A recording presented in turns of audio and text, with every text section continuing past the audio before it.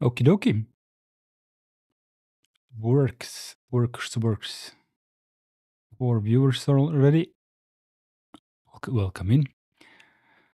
So, the last lesson of LPIC 1 this year. What do you think about that? Let me just check my OBS. Did my bot come into chat just yet? Test bot. Does this work? No chat on the live stream just yet? Okay.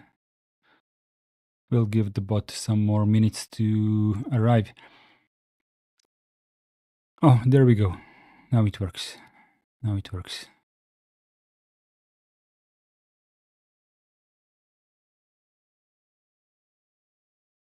Anyways. Hoće mi biti vruće ako zatvoriš vrata.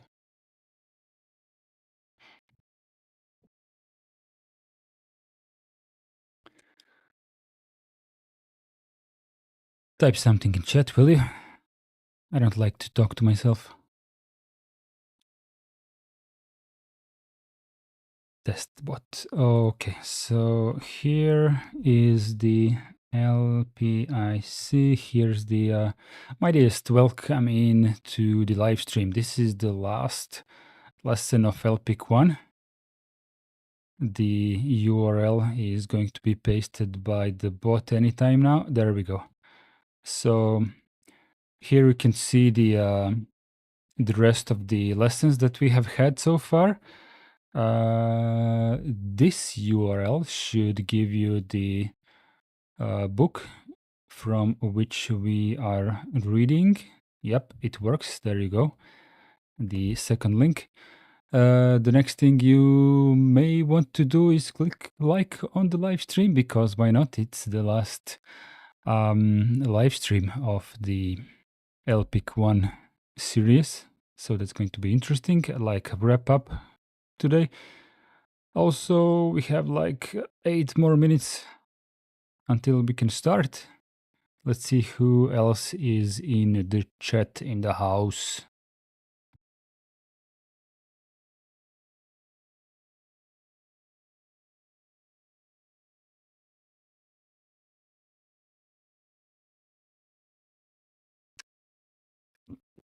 Still nice and hot. Actually too hot.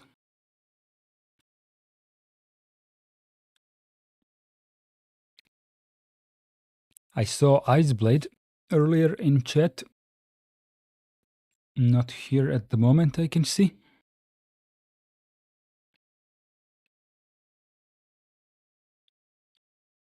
Okay. Type something in chat.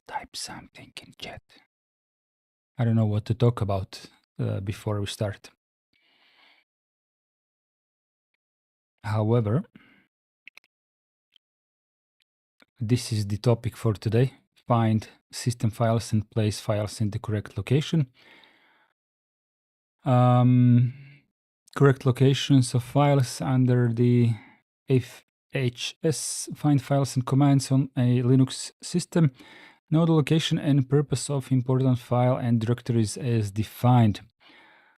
Mightiest says talk about our malware. Oh, I can't do that. I mean, I could for the few minutes before we start with the lesson, but the goal of this live stream is to cover the lesson first and foremost, and then if there is plenty of time remaining, then we can talk about other stuff. But what is it there to say? I already expressed my personal opinion on ArchUser repository in general as not something that I would put a lot of my trust into. It's like close to zero. But generally, all of the Linux repositories that you choose, be it Debian repository or Arch repository or Arch user repository or I don't know, FlatHub or the popular ones, it is always up to the trust level which you're willing to invest into. Does that make sense? So of course I'm going to trust a lot more into Debian team than I would trust a random stranger like randomly dropping shit into our user repository without anyone checking what he has really put in there. I mean, people always say you can check the scripts, what they are doing, and yeah, you can. Um, the only problem that I have with checking the scripts is the time, allotment that it takes. Hour is kind of deal breaker, Matthias says. Uh, the reason why I switched to Arch was not our or Arch user repository. I never really used Arch user repository. It kind of stinks. For me, we have plenty of choice in Linux ecosystems. Everyone can choose whatever they want. Really, plenty of choices. So nobody is really like pushing me into you have to use Arch user repository, otherwise you're not the real Arch user. No. The reason why I use Arch is because I wanted new packages for core stuff like Kitty, Plasma, and new Emacs, and stuff like that. So whatever people unload from their truck into the Arch user repository, I don't really care about.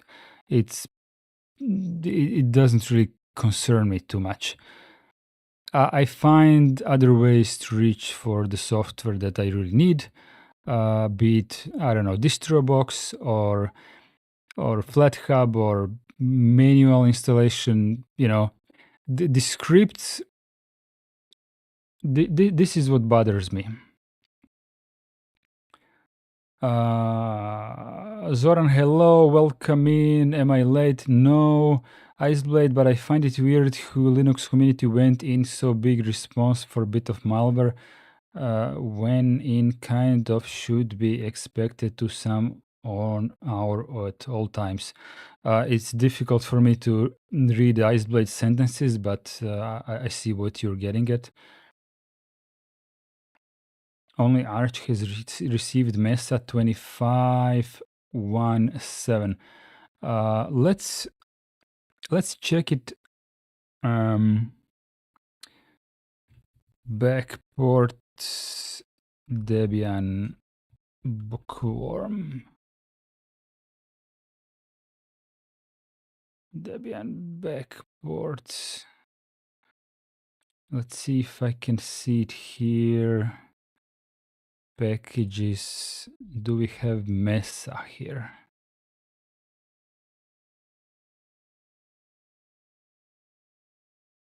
I mean, we do, but not 25.1. I mean, you can install latest Mesa to Debian. It's not that you can't. It's just that you would have to use another repository. So it comes down to whether you trust this repository or not. For example, our packages, recent updates. Okay, so I don't know. Oliver, here it is. Here is a relatively popular package. This is a how to explain it. This is a software. I used it a couple of times. This is a software that runs a sort of a VR server which hooks up to the Steam, and on the other end you can remotely connect to it with Meta Quest.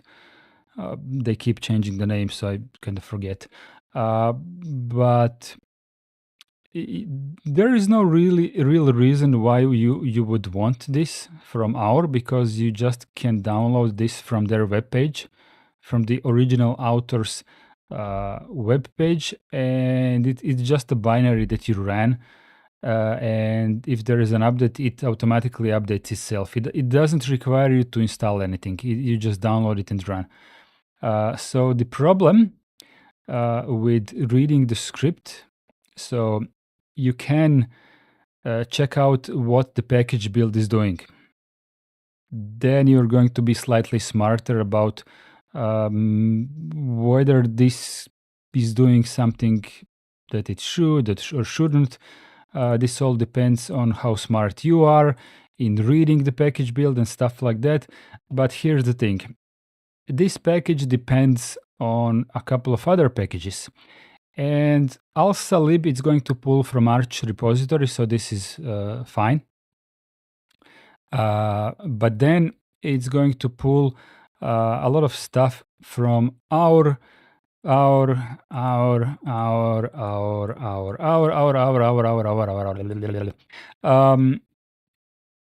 of these things can only be fetched from our, and then you have to check for all of the install scripts for every single one of these packages that are automatically being pulled. And when you go to, I don't know, here, for example, you will check this package build, and you will notice that this one depends on a lot of other packages, and you're going to lose like 3 days reading stuff. Do you understand where I'm heading with this? I don't really think that this requires any more sentences from me. It's reading these things is okay, but not really viable. How much free time in your life do you have to read all this? I'm not being, how do you say it? I'm not saying like do not use Arch user repository, otherwise you are doing something bad or whatever. I'm just explaining my perspective, and whether this resonates with you or not, I don't really mind. It doesn't affect me in any way. I'm just saying, me personally, I don't have time to deal with this crap. It's just not worth it. That's all I'm saying. The community around Arch user repository is awesome. They really do try to make Arch the easiest, Linux distribution in the world. Simply, whatever you need from the internet in regards to software, Arch user repository has it. If Arch doesn't has it, then Arch user repository has it, and it's really easy. You need I don't know, stuff like what was it, Humble. So this was the this is the software that we use at work for team communication, and it works on Linux. And you can click try Pumble. Why does it say register? I just want to download. Download, okay. Download for Linux. Download for Linux. There is also Mac, Windows, and you click download for Linux, and you see it's going to download a Debian package for you. So this is the only version of Linux that is supported, the only package manager that is supported by Pumble. So if you are on any distribution that supports Debian packages, then you're good. Pumble will be officially supported for you. In fact, I did have a small issue with the something in regards to minimize button or whatever. And I reported it to them for Linux, and they fixed it, and it was a good experience. But if you're not using Debian, then you can't use Pumble. In theory, you can use it through the web browser. But then again, on Arch user repository, if you type Pumble here, you will see that there is a Pumble desktop binary, which someone is SPHYC dude is packaging, and he has 3 votes. to get this thing into the Arch repository. But also, this package here has dependencies on all kinds of bullshit that I do not want to install. So I use Arch at work at the moment, and I use Pumble through the web browser. It's basically the same experience when you go to Discord through the web browser. I'm just giving you a random example of how many things exist in Arch user repository. It's really easy to get anything from Arch user repository. You can use Resolve. Okay, Resolve, DaVinci Resolve. There you go. You can get this from Arch user repository because it doesn't exist on actual Arch Linux. And this also has dependencies like a gazillion of them. Okay, it's good, I suppose. I will not do that. I don't know, NVIDIA. If you don't like the NVIDIA driver from the Arch user repository, you can get other versions of NVIDIA drivers here packaged by some other people in different ways because this driver works differently than the other driver. I don't know. I just noticed that there are different versions of NVIDIA driver packaged by different people, and they all live here in Arch user repository. So you can find here like a gazillion of different stuff. It's kind of cool, but also scary. And I don't want to have anything to do with this. But it is cool and it is practical and it makes Arch pretty easy and pretty scary and possibly pretty like a Swiss cheese full of holes.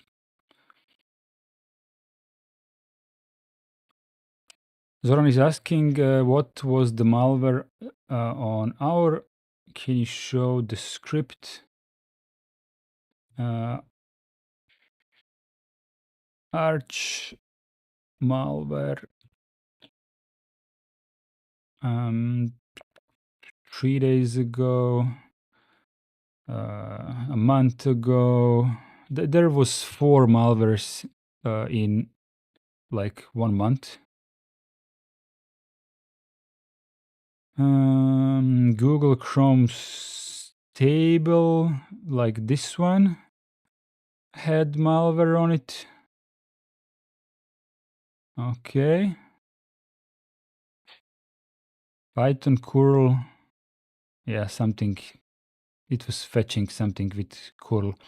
Another one was LibreWolf fix, Firefox patch, Zen browser, patch, binary, whatever. Also, there was Arch malware fonts, Microsoft fonts.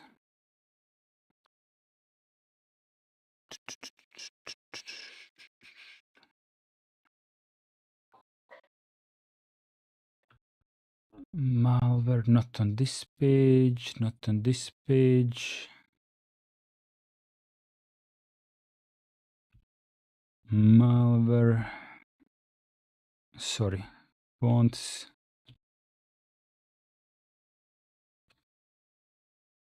Some Microsoft fonts, something. Let me see if I can grab it from the chat here. We have talked about it the other day. Not this one. Not this one. Sorry for not reading the chat at the moment, but I am aware of it moving. There we go. This one and this one. And where did that go? It went to my Florp. Okay, let's copy paste it here. Okay, deletion request accepted. True type font, Microsoft fonts, all I don't know, it was already deleted. This one as well. Mac fonts, something malware in .install file. But, the thing is, I can go ahead on the rchoose repository and put some malware on there right now, and I can give it a cool looking name that, not careful people might just download, and I can give them Trojans, horses, remote control, whatever. They will eventually delete my stuff because it's always discovered. I suppose you can be careful about not downloading stuff that has only been published on rchoose repository for a short while. So that would be a good precaution to take. Just don't download anything new. I mean, that's a good idea to do even on Google Play Store and stuff like that. Eventually malware is discovered, so I don't know what to say.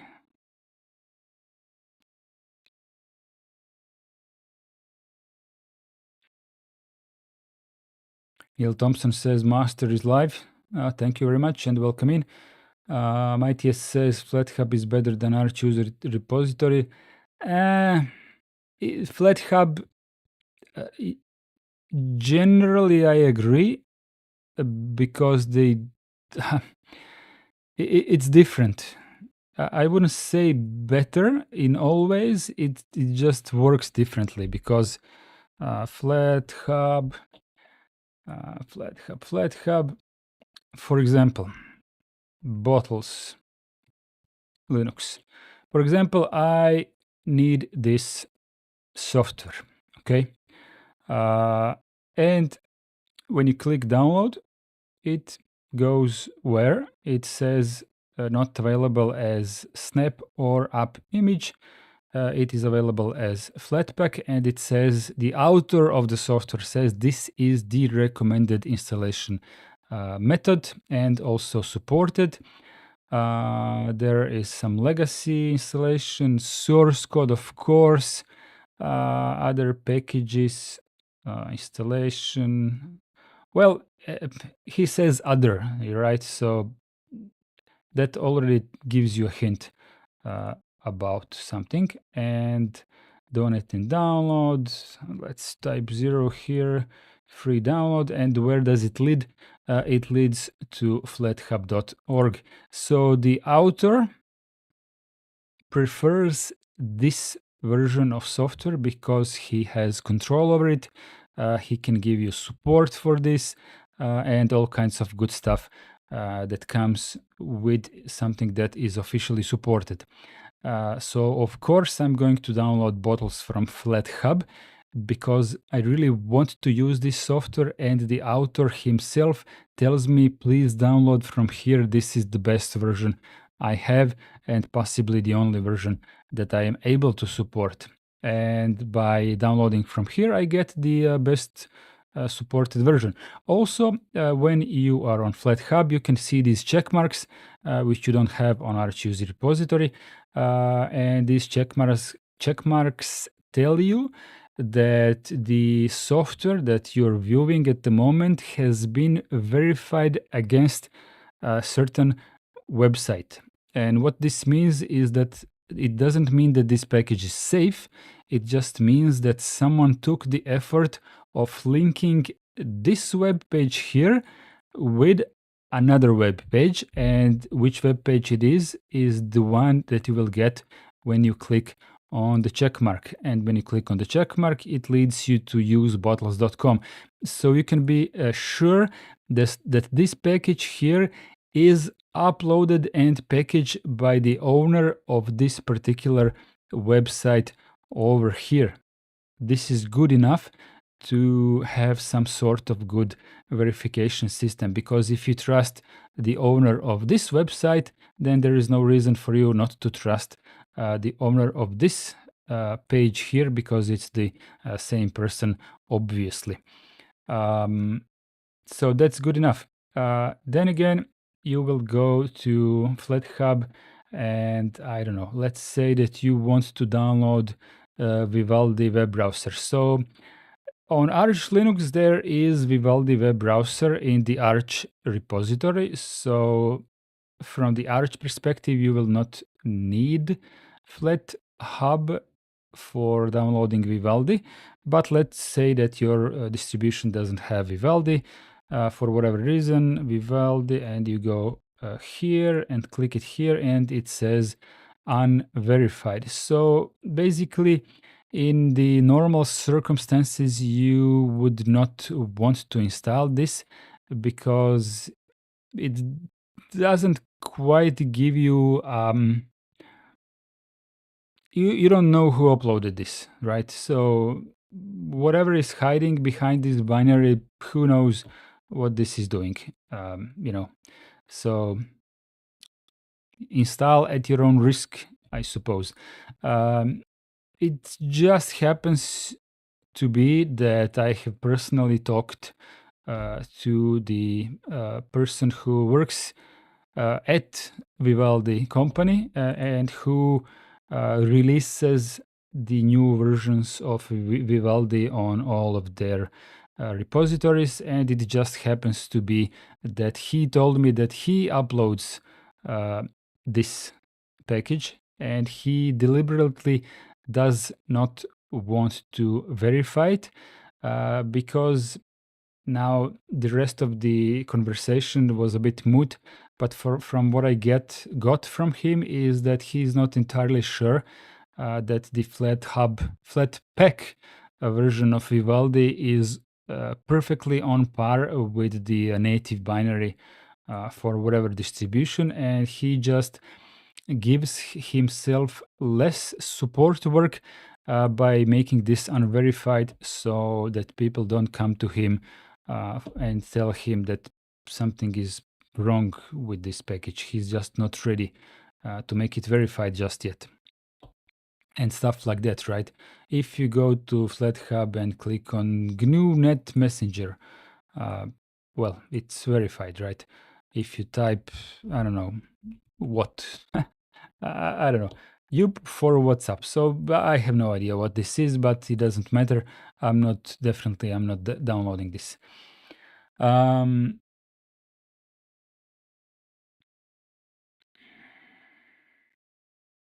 Iceblade says our feels a bit like game modding full of dependencies. Yeah. The greatest repo ever made is F-Droid, but that is specifically for Android. Okay, Zoran says, never mind, I found it. Okay. Streamlabs says, drop me a coffee. Okay. Neil Thompson is talking about Linux recommendations. Okay. Matthias says, Z Orion. What is Z Orion? I don't know what that is. I disagree. Zoran Zoran OS is better. Okay.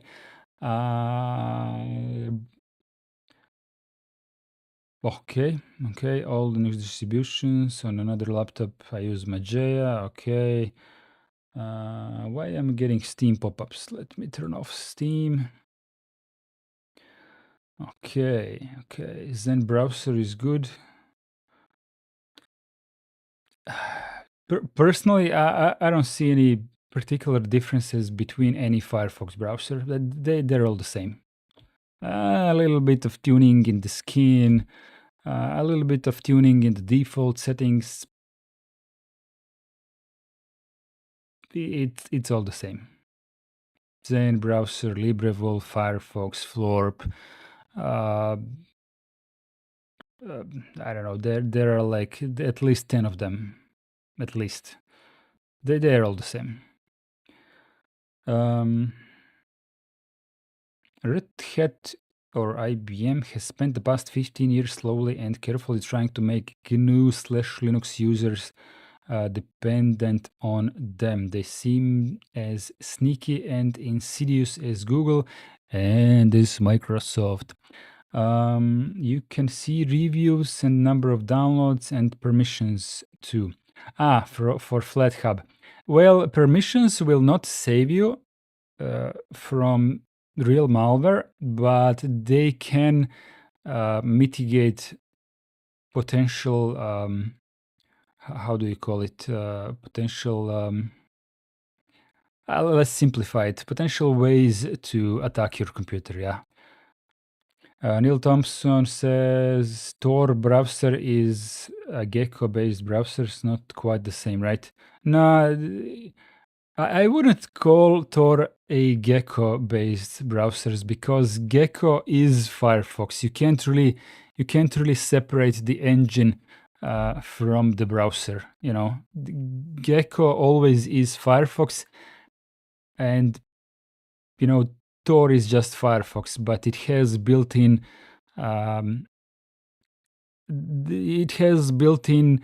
connection to the Tor network, but it's still just Firefox, which is modified.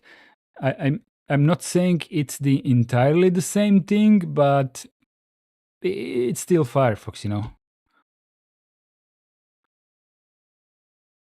I mean, it depends on what exactly are you looking for. If you're looking for something that is compatible with Firefox websites, but it looks a little bit different, then yeah, Zen will do that for you.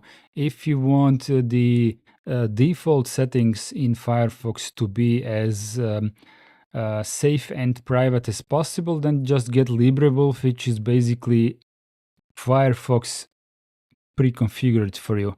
You can pre-configure Firefox in the exact same way as LibreWolf is configured, but it will take you a while to do that manually.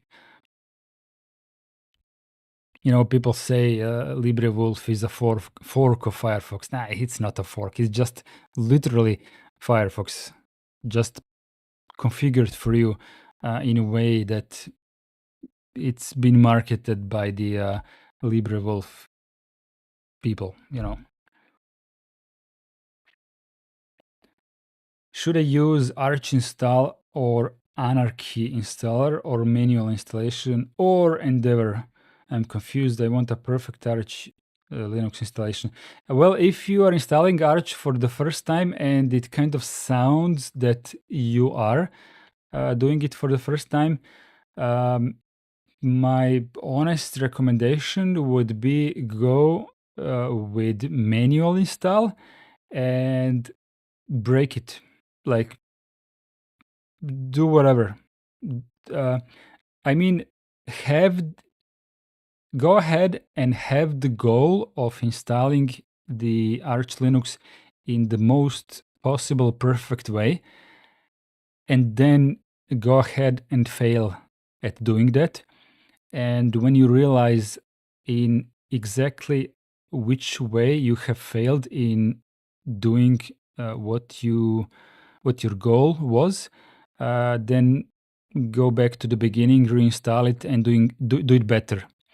And when you do it better, you may fail again. And at one point, you may break something in a way that you will not be capable of repairing it by yourself. And by all means, be my guest and kill it again and reinstall it for the third time and go ahead and do it manually for the third time.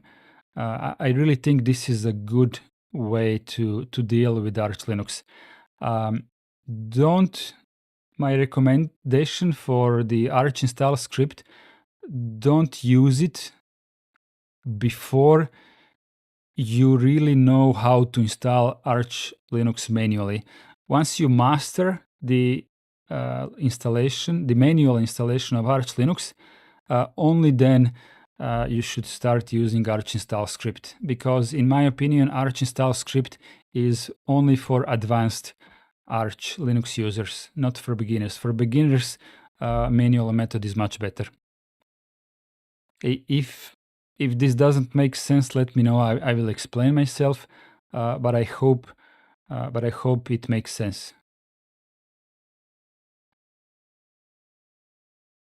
As for the anarchy, I have no clue what that is.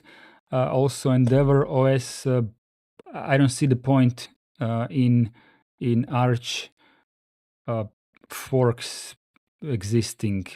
I don't see the reason for them. Arch is Arch, and anything based on Arch Linux kind of, I don't know, feels pointless. I don't know.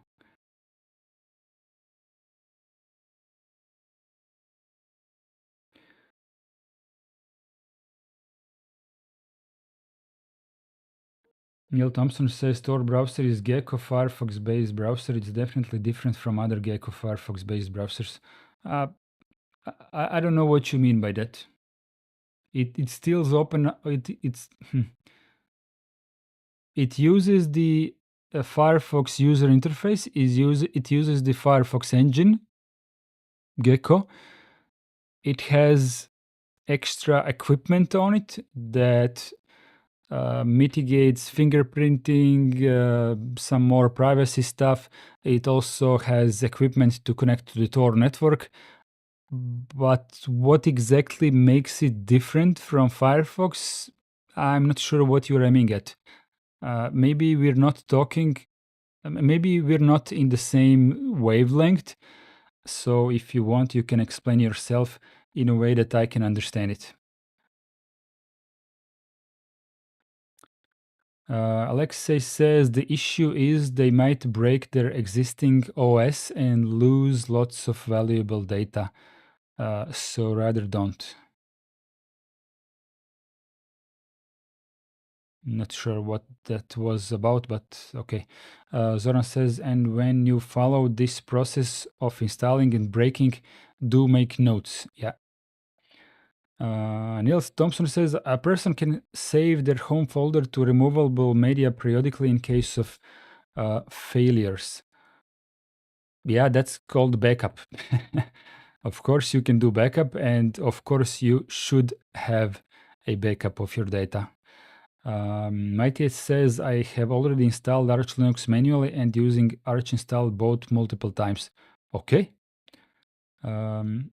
Alexis says, Endeavor offers GUI installer in a form of Calamares, so it has something to offer over plain Arch. Personally, I still don't see it as having anything to offer over plain Arch, because people who are not capable of installing Arch Linux beyond Calamares, I'm not sure if Arch Linux even is a good fit for these people. I'm just not sure, because if they are used to using GUI clicky tools, then how are they supposed to handle the Pacman? I don't know.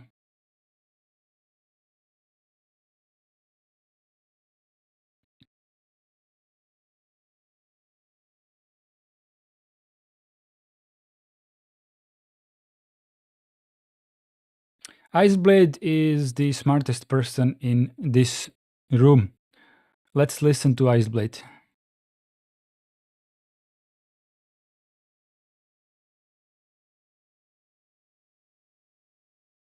Okay.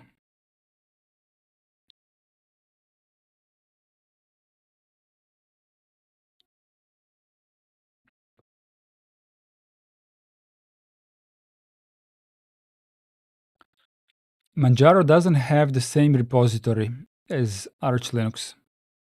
Just, I'm not saying this is good or bad, it's just different.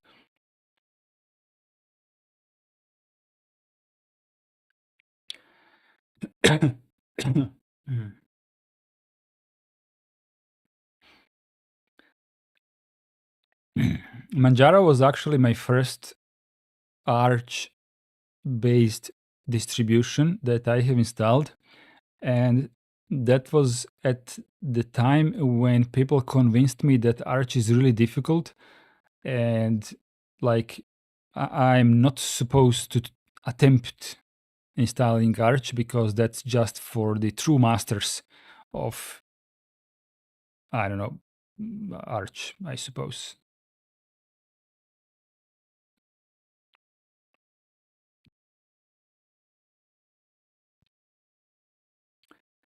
Okay, let's find system files and place files in the correct location. Good. Linux distributions come in all shapes and sizes, but one thing that almost all of them share is that they follow the file system hierarchy standard, which defines as standard layout for the file system, making interoperation and system administration much easier. In this lesson, you will learn more about the standard and how to find files on a Linux system.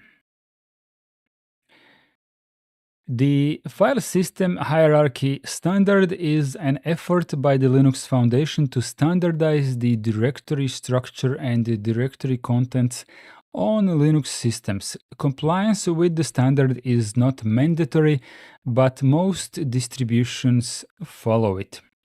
Those interested in the details of file system organization can read the FHS3 specification available in multiple formats at this URL here. Copy link address. Let me just check it out here.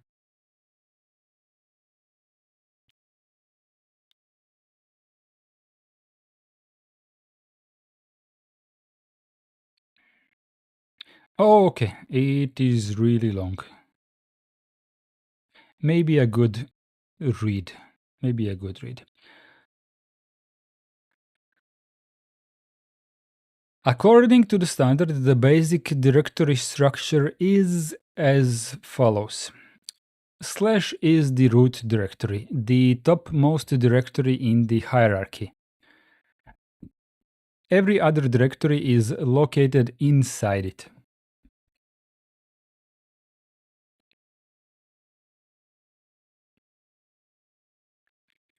A file system is often compared to a tree. So this would be the trunk to which all branches are connected. /bin essential binaries available to all users. /boot files needed by the boot process, including the initial RAM disk, initrd, and the Linux kernel itself. /dev device files. These can be either physical devices connected to the system, for example, dev SDA would be the first SCSI or SATA disk, or virtual devices provided by the kernel. /etc host specific configuration files. Programs may create subdirectories under /etc to store the multiple configuration files if needed. /home. Each user in the system has a home directory to store personal files and preferences, and most of them are located under /home. Anyone here uses CacheUS? Never tried it. Anyways, Dart, what I am saying is that it would be extremely difficult for a user to start with plain Firefox and tweak it to turn it into what Tor browser is. Oh, definitely. Absolutely. I was never even, what is the word? I never even meant that to be something that you would get from my sentences. However, the LibreWolf browser, that one doesn't have that many modifications from Firefox itself. And if you are willing to tune it manually, you could achieve what LibreWolf is doing. Alluding or insinuating. Yeah, thank you.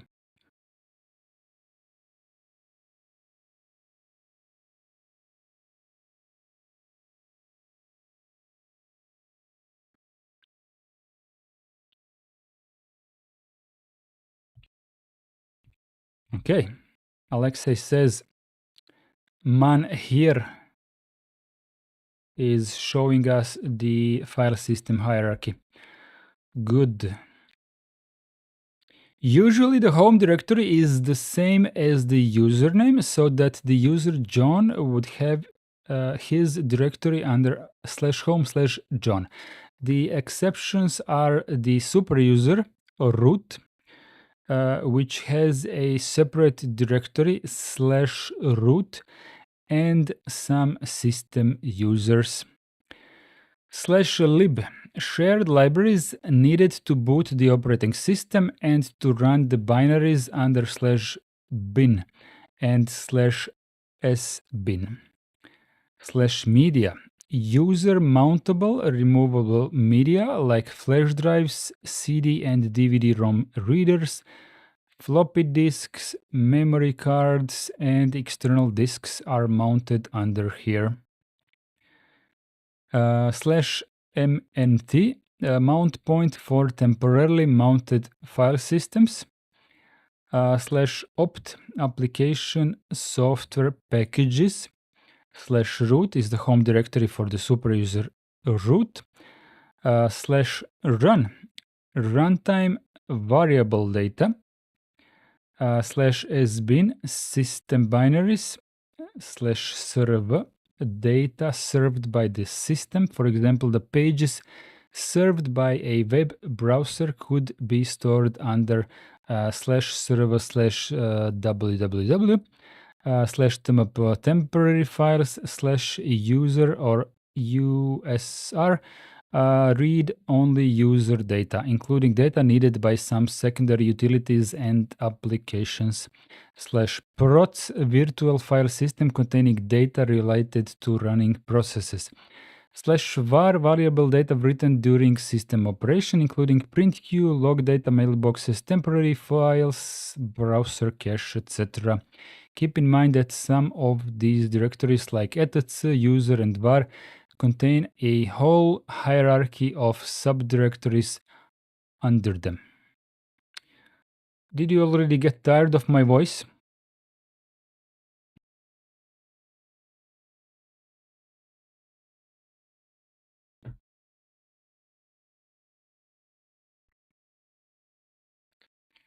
Does /tmp delete files? If so, how often or when? That depends on the distribution. Previously, most distributions would keep the temp folder on your hard drive and delete it entirely before booting next time. Nowadays, distributions tend to keep the temp folder on some kind of RAM disk, so it's kind of automatically deleted when you unplug the power. But it's not the same on all distributions.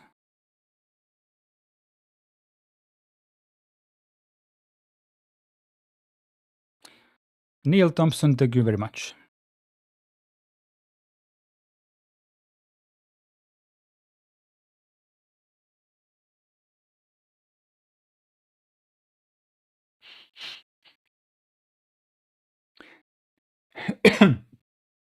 I'm super happy that I have managed to bind my OBS scene switching keys finally on my keyboard.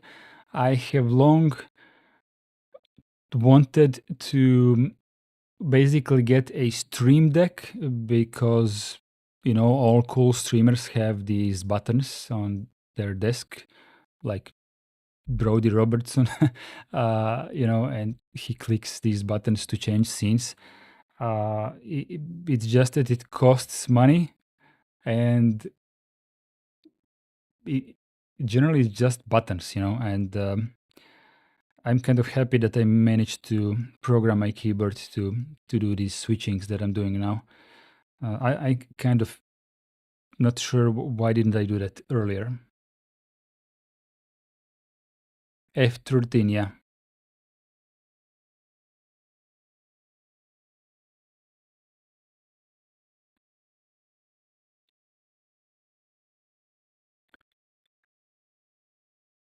Temporary files. Temporary files are files used by programs to store data that are only needed for a short time. This can be the data of running processes, crash logs, scratch files from an autosave, intermediary files used during a file conversion, cache files, and stuff like that. Location of temporary files. Version 3 of the file system hierarchy standard defines standard locations for temporary files on Linux systems. Each location has a different purpose and behavior, and it is recommended that developers follow the conventions set by the FHS when writing temporary data to disk.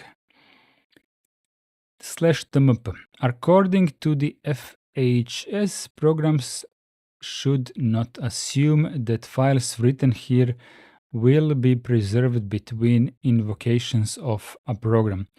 The recommendation is that this directory be cleared, as in all files erased during system bootup, although this is not mandatory. So this is what is up to the distribution. /var tmp. Another location for temporary files, but this one should not be cleared during the system bootup. Files stored here will usually persist between reboots. /run. This directory contains runtime variable data used by running processes, such as process identifier files or .pid. Programs that need more than one runtime file may create subdirectories here. This location must be cleared during system bootup. The purpose of this directory was once served by var run, and on some systems var run may be a symbolic link to /run. So let's check on Debian.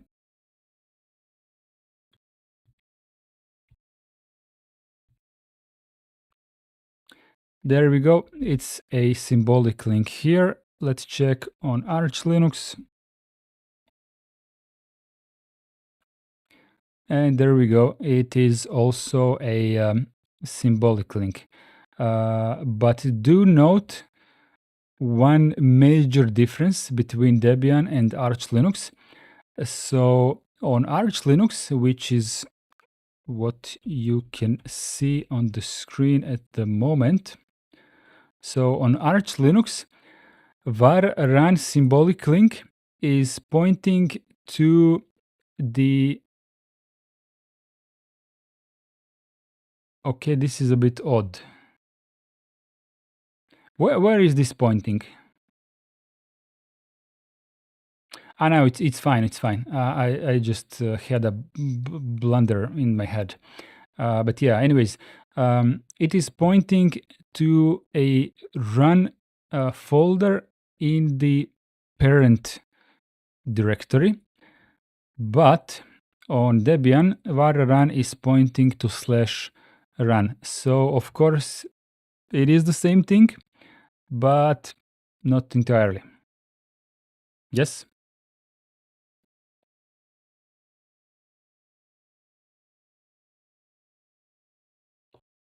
Parent of var.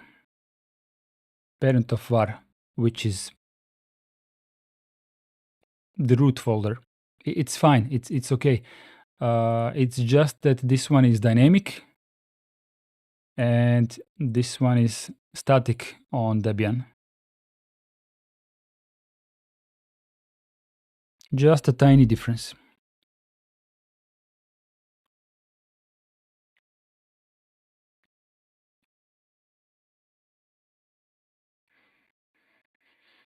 Note that there is nothing which prevents a program from creating temporary files elsewhere on the system, but it is good practice to respect the conventions set by the standard. Finding files. To search for files on a Linux system, you can use the find command. This is a very powerful tool, full of parameters that can suit its behavior and modify output exactly to your needs. To start, find needs two arguments, a starting point and what to look for. Basically, we have already worked with find on the LPIC lessons previously, but obviously we are now going to repeat some of this. Let me bring this up here and bring this one up here. Okay. For example, to search for all files in the current directory and subdirectories whose name ends in .jpeg, you can use find .-name and then star.jpg quoted. So let's just go to the root. Maybe go here. I'm not sure if I would expect some JPEGs here, but okay. Sudo. Yeah, no JPEGs here. No JPEGs on the entire file system. Let's find text files. Yeah, we have some of those.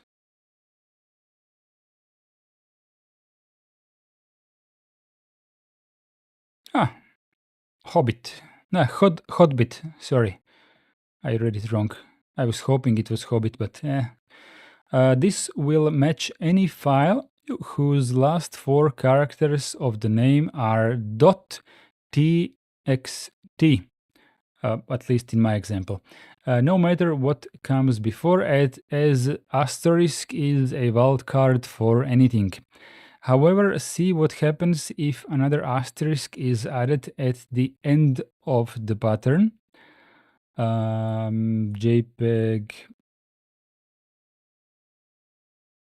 Okay, so it then finds some zip files. I don't expect we will find anything like that here. Oh, it does or not? Nope, nothing of sorts. Oh, we do have some txt.gunzip. Did you know that this is gunzip, by the way?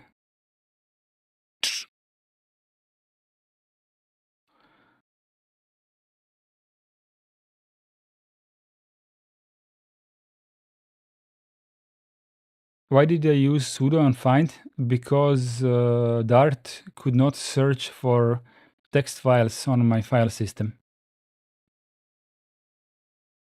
That's the only reason. If I go to my home folder, I can use the same command without sudo and it will find text files in my home folder, but I was in root folder and I just gave myself some superpowers. That's all. The file Pentaro JPEG zip highlighted above was not included in the previous listing because even if it contains .jpeg on its name, it did not match the pattern as there were extra characters after it.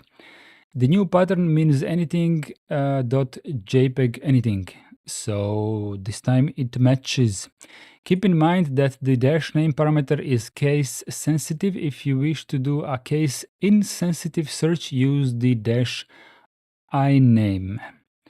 The asterisk.jpg expression must be placed inside single quotes to avoid the shell from interpreting the pattern itself. Try without the quotes and see what happens. There we go. Without the quotes, and what did we get? We didn't quite make it.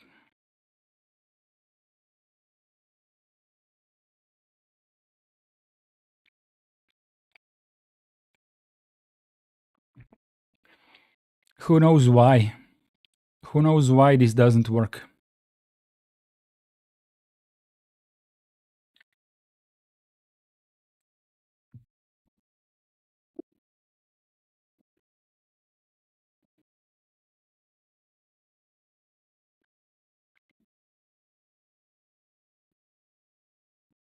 Anyone?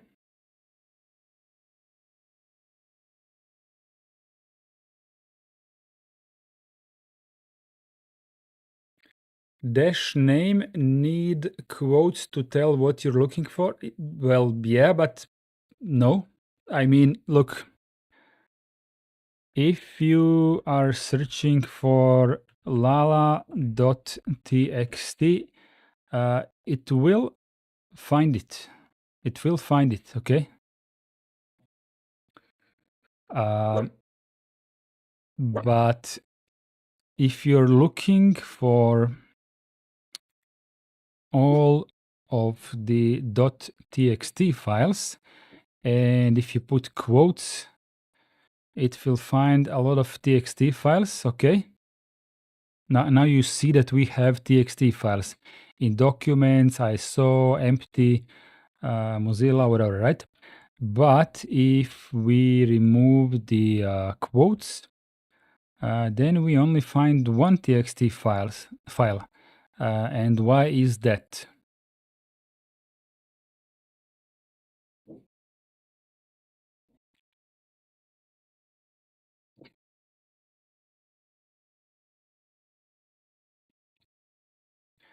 The ghost who lags seems to be onto something. So let me try to do this. Touch. Can I do this with single quotes? Touch asterisk dot txt single quotes. Yeah, that's how we do it. So this file is called asterisk.txt. And if we now search for the name asterisk.txt without the quotes, what has now happened? Maybe not. So in reality, find is not searching for the file called asterisk.txt.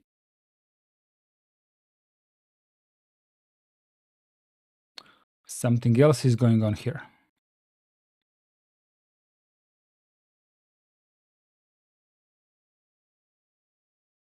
By the way, the answer to this is written in the PDF the whole time.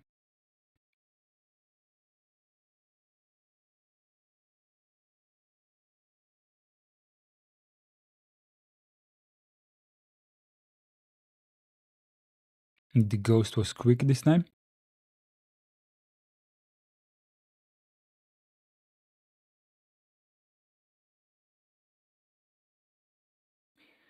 Can we restore the quotes now? Find with quotes. You know, it matches.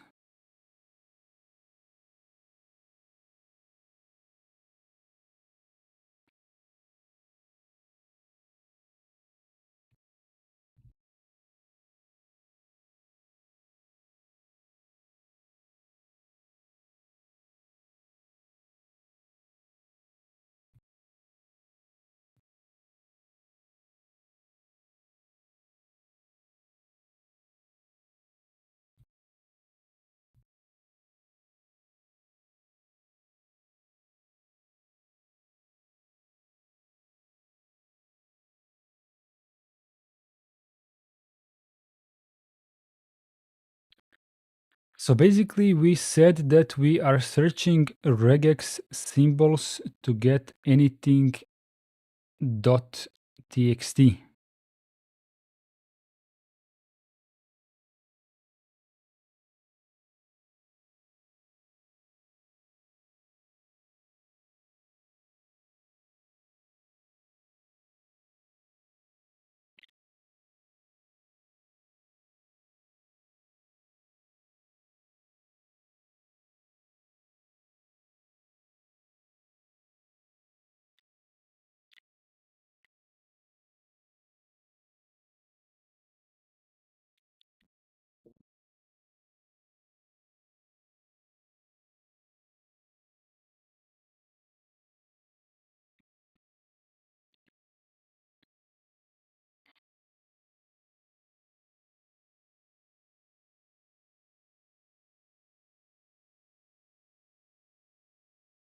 This is a hard thinking process.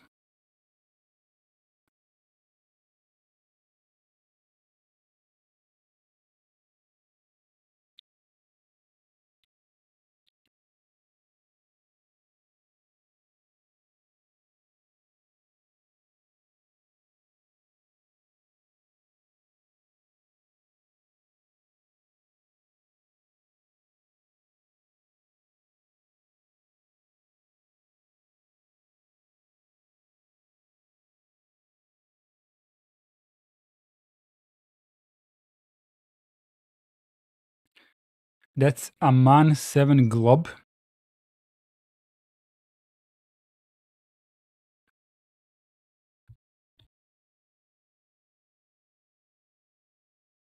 I wasn't globbing path names. Yeah. Uh, I wasn't really trying to do anything. Wildcard, yeah, it's Bash doing the Bash thing. Um, I wasn't really trying to do anything. I just stopped because it seemed interesting. Because the lesson says that we should search for JPEGs. In my case, it was TXT files with the quotes, and it says must be placed inside single quotes to avoid the shell from interpreting the pattern itself. And this is where I stopped and literally tried to demonstrate the shell interpreting the pattern itself. And then I asked everyone in chat why is this happening, because when I was searching for asterisk.txt under quotes, then I would find a bunch of txt files in the current and subdirectories. But when I would remove the quotes, then I would find, well, nothing.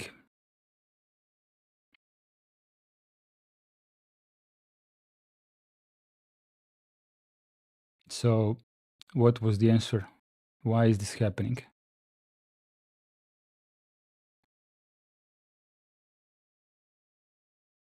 Yes, thank you. So, what Alexei said, the shell will take the asterisk and it will interpret this as if we are searching for all of the files that match the .txt extension, and basically it will kind of list them all. Um, you know, like with spaces and stuff. We can do the man 7 glob because even I don't remember the details. Yeah, globbing.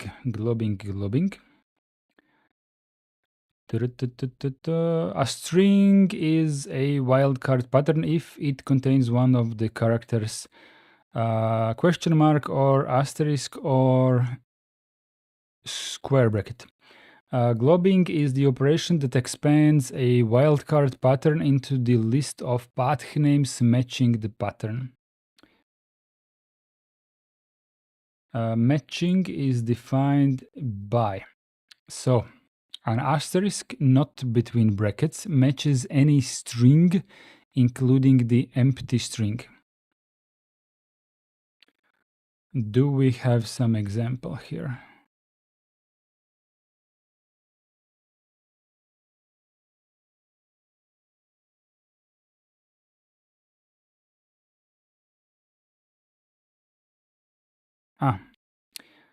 For examples, when the old script have remove, find, dot, name, and then asterisk, tilde under quotes. What is this? This is something else.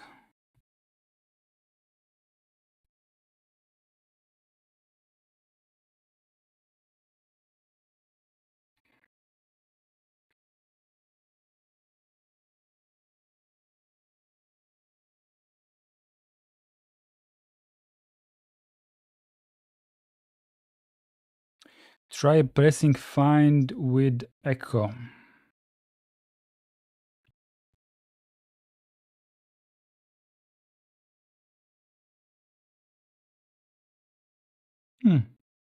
Okay.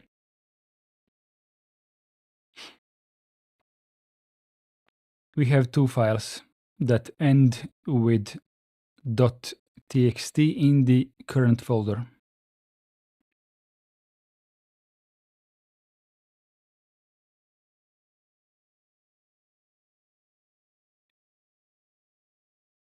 The ghost flag says you could do find -name file .jpeg txt.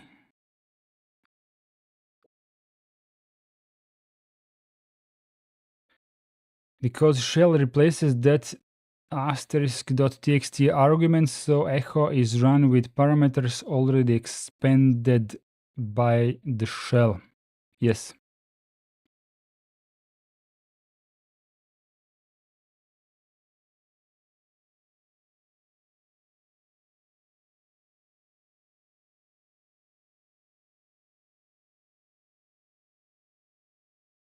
Well, you should remember the man7 glob and maybe read it again. I'm not going to stop more on this one, but it is a good one to consider.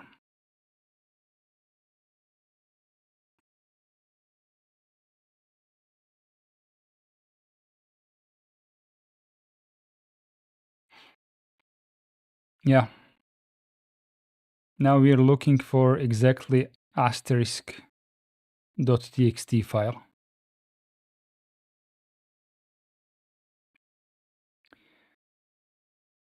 By default, find will begin at the starting point and descend through any subdirectories and subdirectories of those directories found. You can restrict this behavior with the max depth n parameter, where n is the maximum number of levels.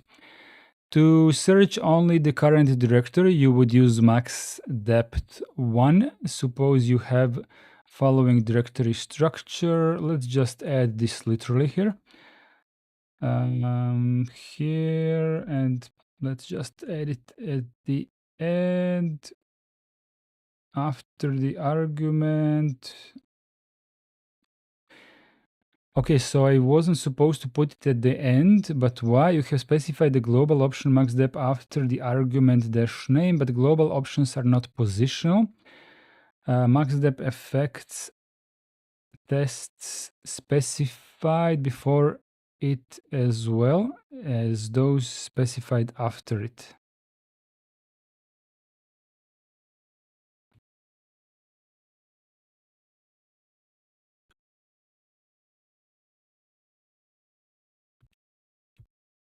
Okay. Okay. Since you have a file named *.txt, you can delete lala.txt and it will work without quotes now. Yes. To search inside some directory, you would need to use max depth 2, the current directory, plus 1 level down. To search inside another directory, max depth 3 would be needed. The parameter minimum depth works in the opposite way, searching only in directories at least n levels down. I never used this in my entire life. Let's go ahead and put number 2 here. Let's go with number 3 here. And we're getting less and less results.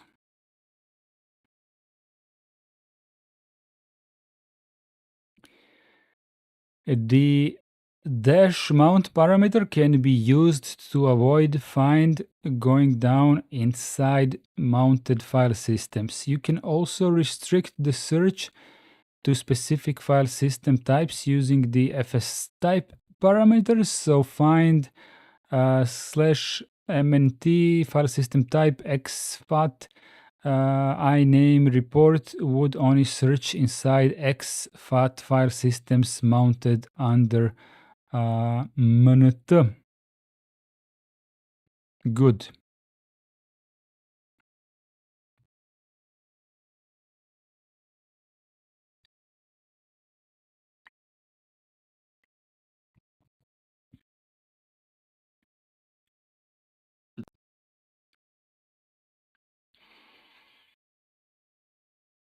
Searching for attributes. You can use the parameters below to search for files with specific attributes, like ones that are writable by your user, have a specific set of permissions, or are of a certain size. Dash username matches files owner owned by the user username. Let's kind of try that.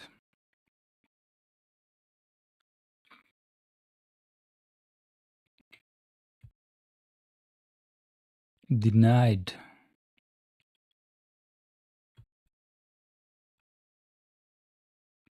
Okay.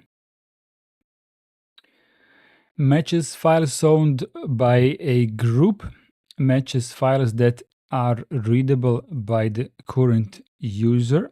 So that's potentially useful. Read able.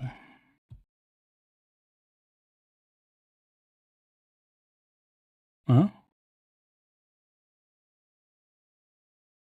Retro technology, welcome to the stream. We're learning Linux. Find dash readable Dart. Why doesn't this work? Paths must precede expression Dart.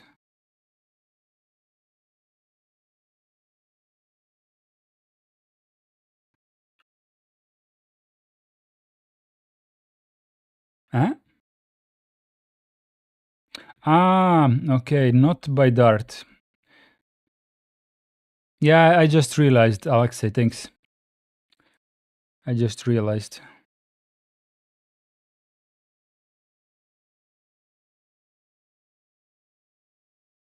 Yeah. I advise everyone to not do as I do, but read your instructions, read your manuals. Possible unquoted pattern after predicate readable.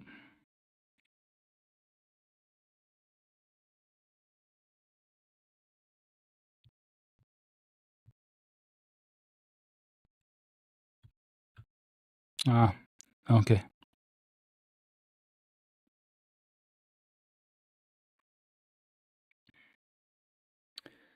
What YouTube delete my messages again? Oh well. Okay. In short, read your fine manual. Matches files that are writable by the current user, matches files that are executable by the current user. In the case of directories, this will match any directory that the user can enter, so the X permission. Perm, this will match any files that have exactly the NNNN permission. For example, -perm 0664 will match any files which the user and the group can read and write to, and which others can read or, yeah. So basically, the find command can find literally anything you want. Literally. What kind of file do you need? Tell me. Let me find it for you. Please, tell me now. Tell me. You can add a dash before NNNN to check for files that have at least the permission specified. For example, -644 would match the files that have at least 644. This includes a file with 664 or even 775.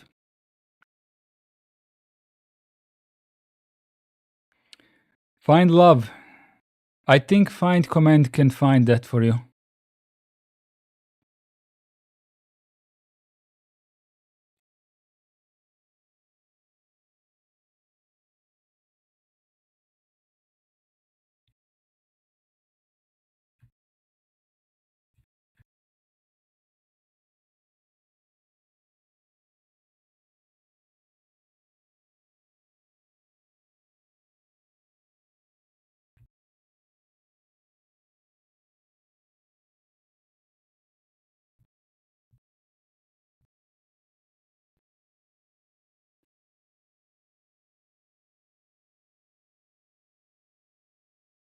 LPIC spelling error after 775.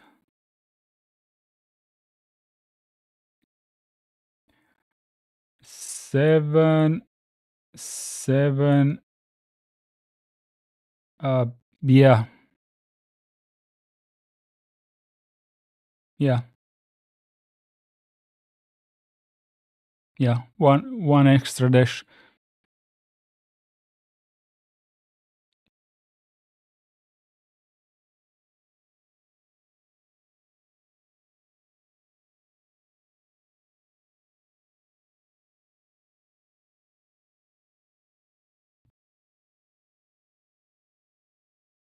Okay, so about finding love. So find dot dash name love. Permission denied. Permission denied. Permission denied. There is no love here. Oh, now there is. Now there is. I think I found love.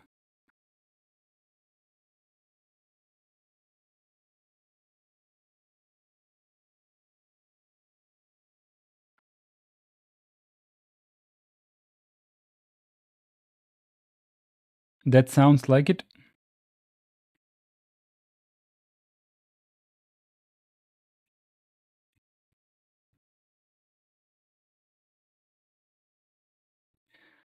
Find love. I mean, we have love as well. The big one, big love here.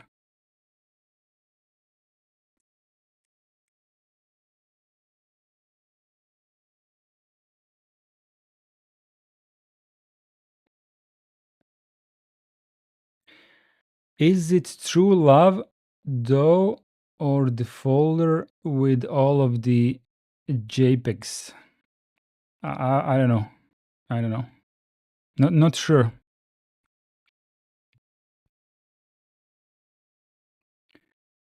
Find dot dash name love. Oh, it's gone. It's gone. But we do have true love here.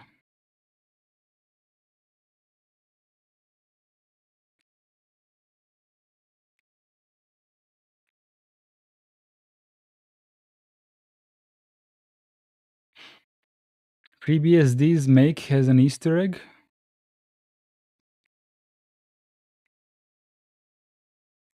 It's a nice one, if it really works.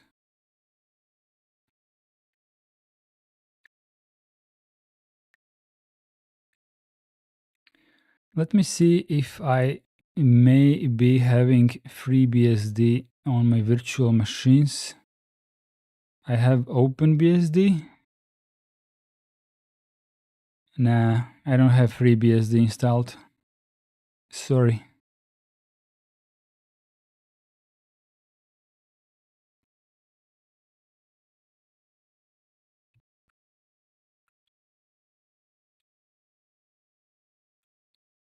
Do we know how long does true love last? How long?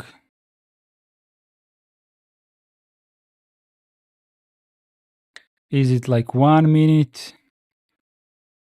A minute and a half?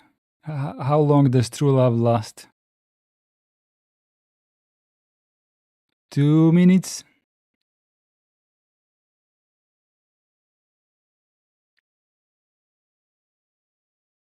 Best guess. I mean, it's clearly here. We do have true love here. Starting my FreeBSD VM. Find true love. Yeah, it's gone. I think true love lasted like 2 minutes. No more.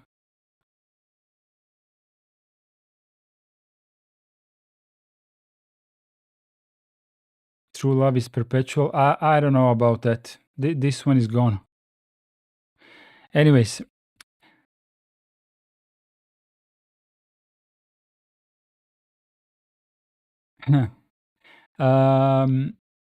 Will match empty files and directories. That's kind of useful.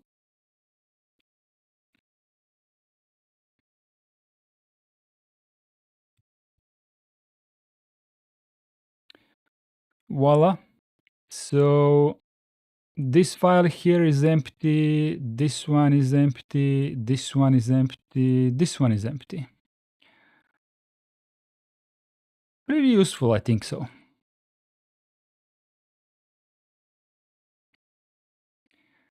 Size will match any files of n size, where n by default is a number of 512 byte blocks. You can add suffix to n for other units. NC will count the size in bytes, NK in kibibytes,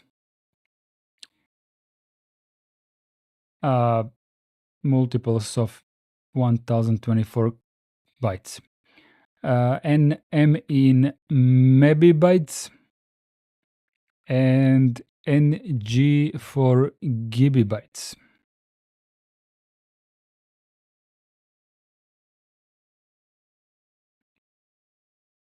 The random file that you randomly touched, yeah, exactly that.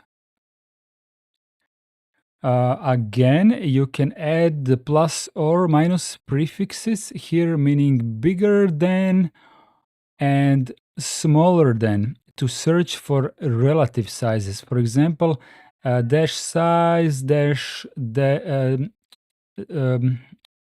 minus 10m will match any file less than 10 megabyte in size. For example, to search for files under your home directory, which contain the case insensitive pattern report in any part of the name, have this permission have been accessed 10 days ago, and which size is at least 1 megabyte, you could use find home folder iname under quotes asterisk report asterisk with this permission with this a time. What just happened? Somebody subbed or Willy Bedlam. Thank you very much.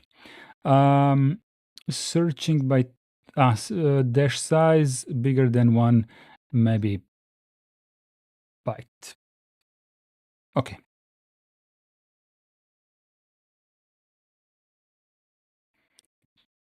Searching by time.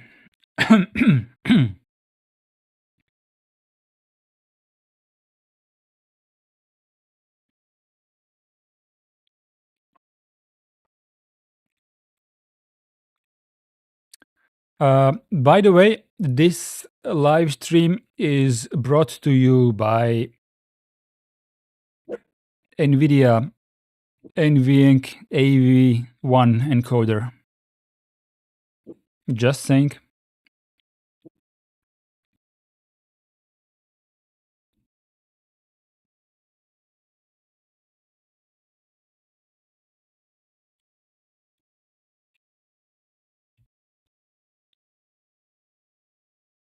Bot is your number one friend. Almost, yeah.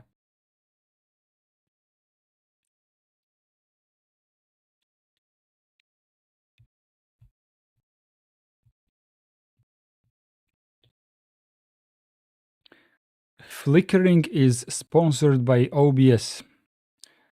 Does my stream flicker? I didn't see it. I didn't see it flicker. Or you mean the thing here below? If you mean the flickering below the icons, that's KDE.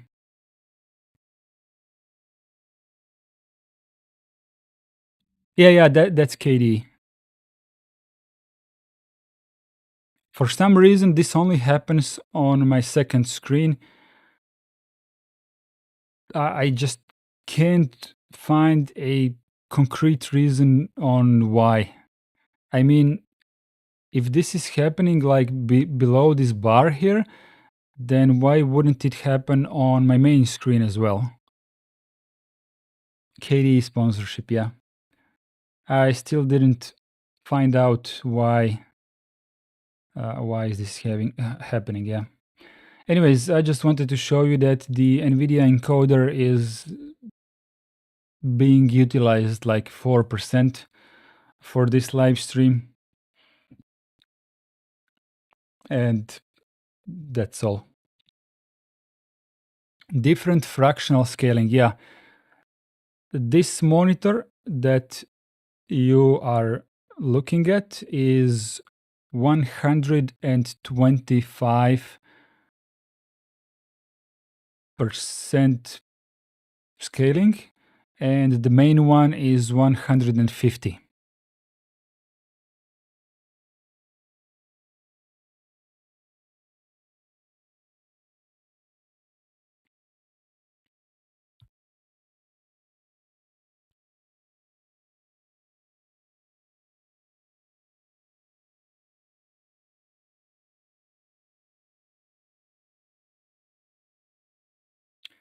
Make love, make don't know how to make love stop.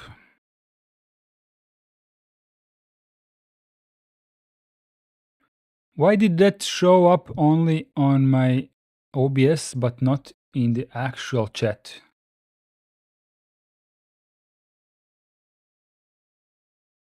The thing that Zoran wrote, why is that not in the real chat of YouTube?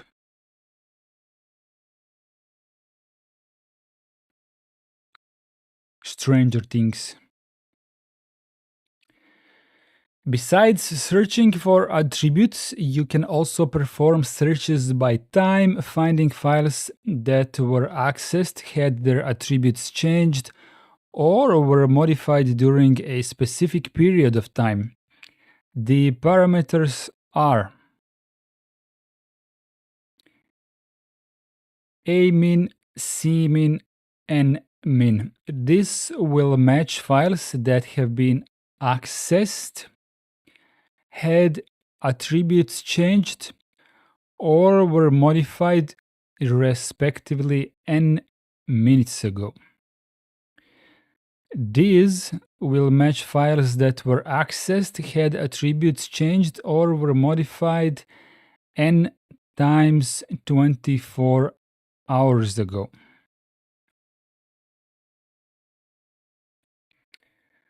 For cmin and ctime n, any attribute change will cause a match, including a change in permissions, reading or writing to the file. This makes these parameters especially powerful since practically any operation involving the file will trigger a match. The following example would match any file in the current directory which has been modified less than 24 hours ago and is bigger than 100 megabytes. But before that, I need to check how do I have my system mounted.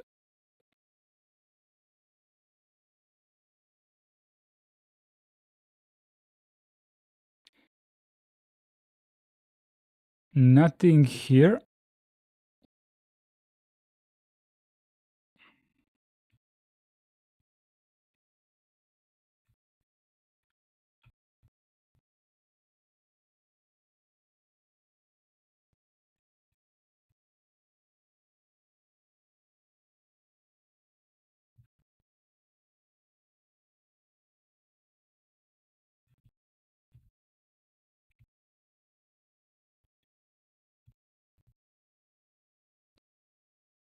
Nope.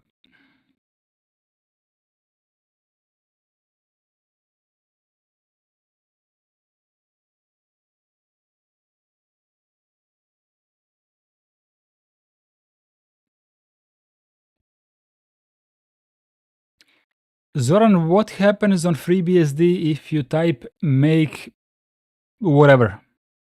Anything that doesn't exist? Will it also say, I don't know how to make FFF? It used to print not war. Ah.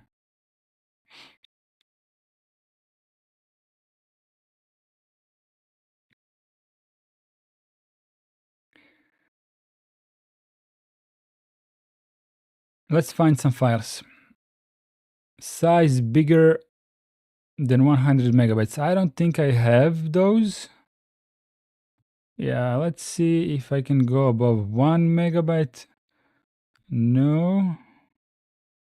Maybe less than 1 megabyte. There we go. Which has been modified less than 24 hours ago and is smaller than 1 megabyte. So it's this file here. This one was clearly modified less than 24 hours ago. I don't remember what was the default mount. Alexei, is the default no at time or which one is the default one? I don't have anything in my FS stub. Zoran is confirming that there is no Easter egg. Thank you.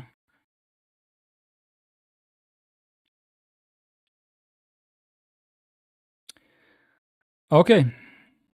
New part of the lesson. We are no longer on the find command. Now comes the updatedb and locate.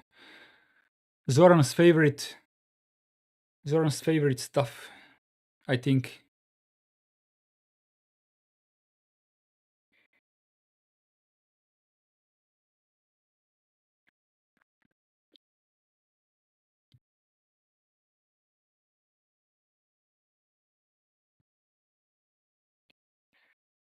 Give me a minute, I need to stretch my legs and breathe.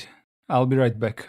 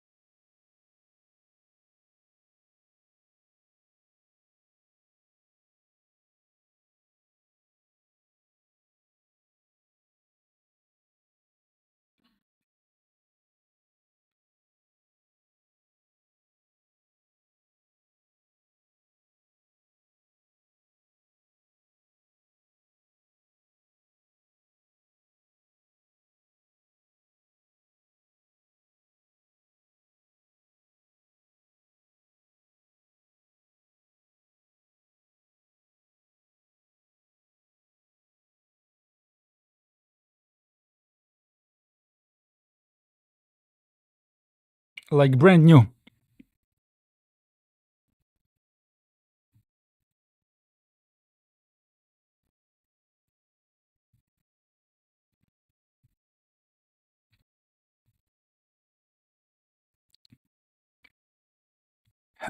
Iceblade, it's not that Windows subsystem for Linux doesn't have locate, it's that the distribution of Linux that you have chosen for running with Windows subsystem for Linux is currently not having locate command. So you can just install it if you want. Yeah, I mean, if you're using Debian, Ubuntu, or something, just apt install it and you will have it.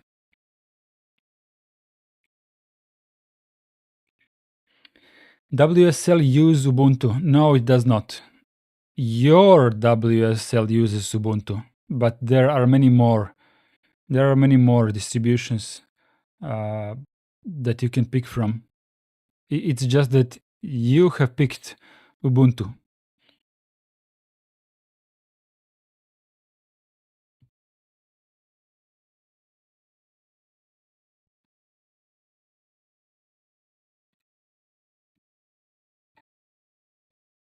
It was default, so I didn't pick it.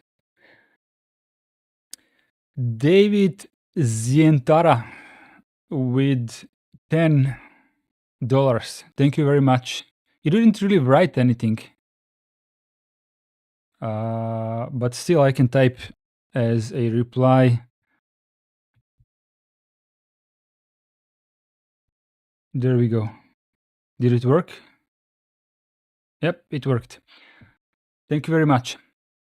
Did you just join or have you been with us already so far?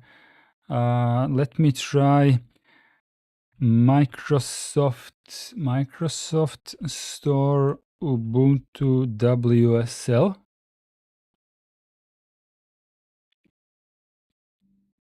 Okay, so install a complete Ubuntu terminal environment in minutes with Windows subsystem for Linux. And some screenshots here. But if you type Debian, then you will get, with this app, you get Debian with for the Windows subsystem for Linux. And then you have Debian. And then you type Fedora. And then you have Fedora Remix for WSL. So there is Fedora in some form. If we type, I don't think this exists, but maybe. Getting started with Red Hat.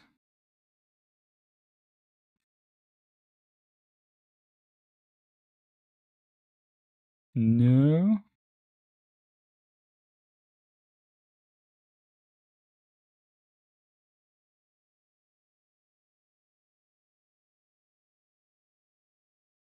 Okay, Red Hat may be a bit more steps, but generally the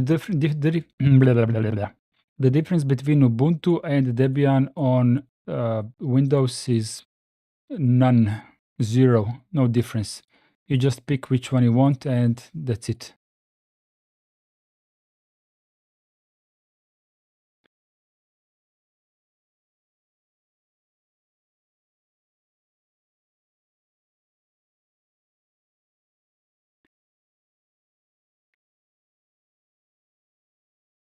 Okay.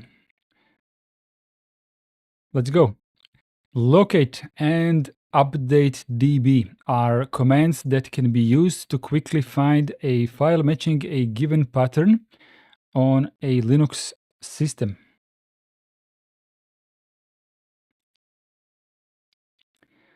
But unlike find, locate will not search the file system for the pattern. Instead, it looks it up on a database built by running the updatedb command. This gives you very quick results, but they may be imprecise depending on when the database was last updated.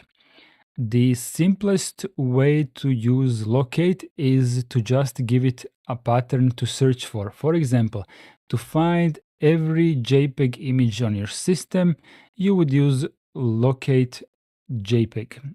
Let's see if we have this installed. Locate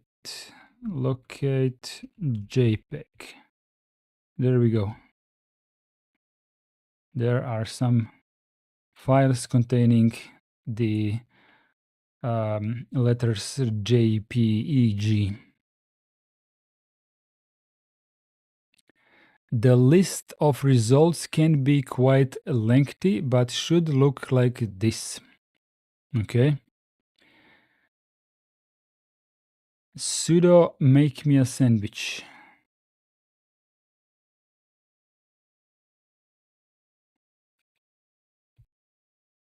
Sandwich. No rule to make target me.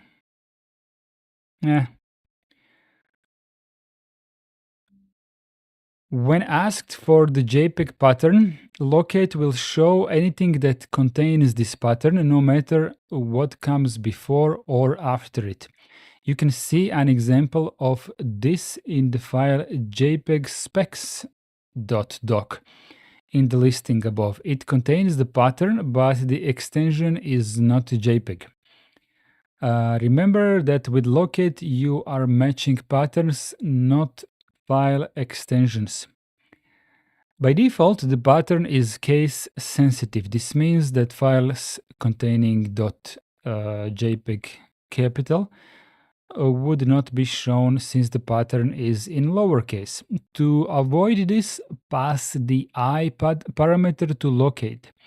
Repeating our previous example, -I, and now we find some more stuff. But generally we got the same results because we don't really have this kind of a file. Okay.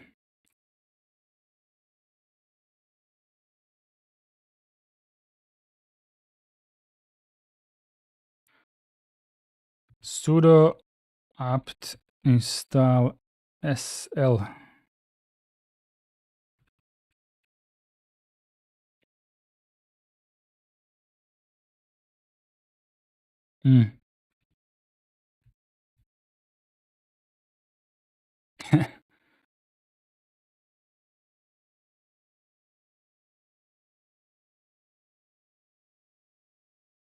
Not bad.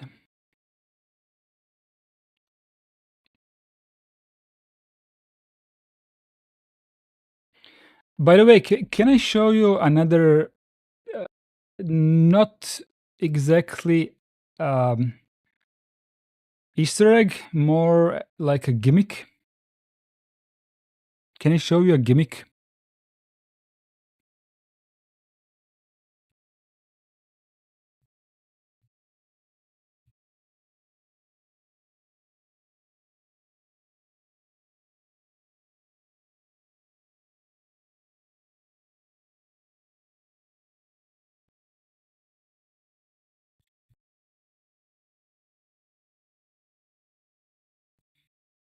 If it still works.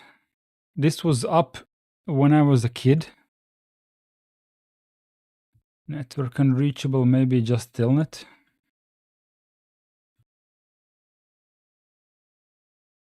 Dead. apt-get moo. Moo.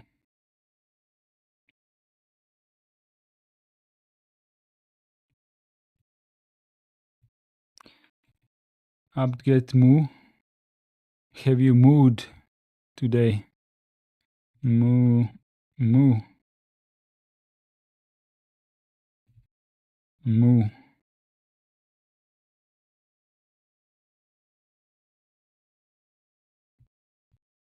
Moo. Moo. Moo. Moo.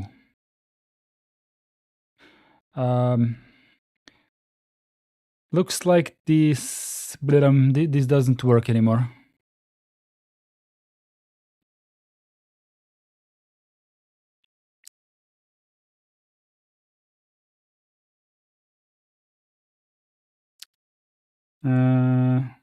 Someone on Reddit says there is another version, maybe still alive. Telehack.com. Telehack.com. And run Star Wars. Ah, yeah, that's the one.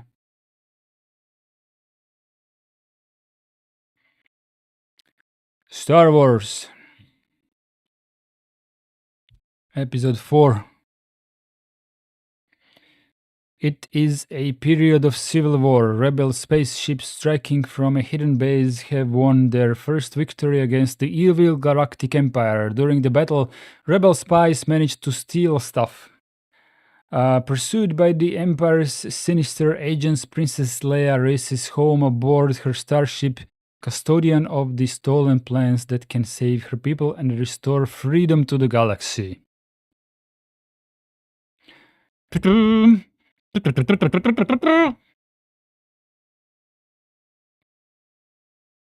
Mind you, this is Telnet. I don't know why it's stretched like that. Ah, now it's fine.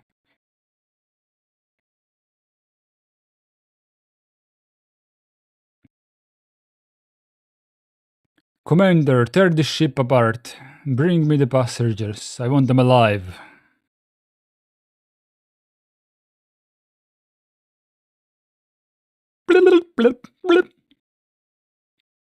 I don't know how to talk in R2D2.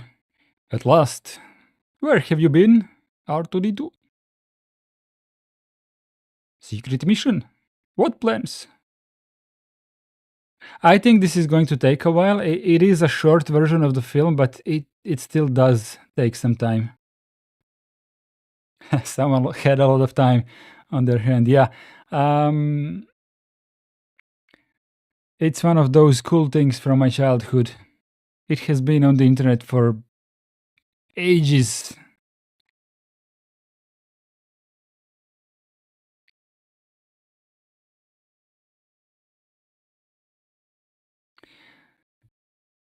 Can we interrupt? Help.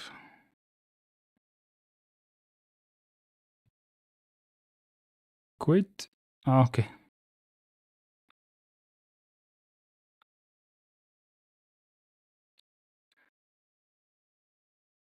Where were we?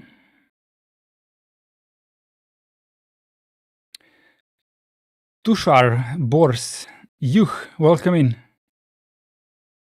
I'm surprised Disney hasn't sued them.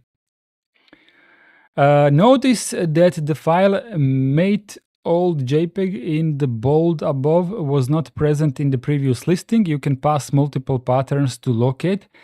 Just separated them with spaces. The example below would do a case-insensitive search for any files matching the zip and JPEG patterns.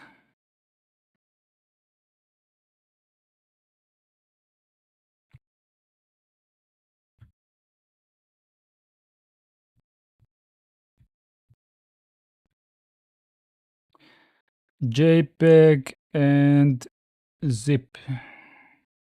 Okay. It works. When using multiple patterns, you can request locate to show only files that match all of them. This is done with the -A option. The following example would show any files matching the .jpeg and the .zip patterns.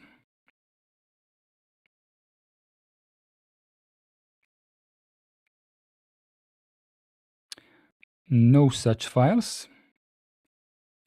No this files. But these do exist, okay? So we are now matching with -A both the txt and the zip in the same file name. So it would be zip here and txt here. It just matches both of them at the same time. Good. If you wish to count the number of files that match a given pattern instead of showing their full path, you can use the -C option. For example, to count the number of JPEG files on a system do the dash c JPEG, and it says 0 txt 481. Let's sudo updatedb.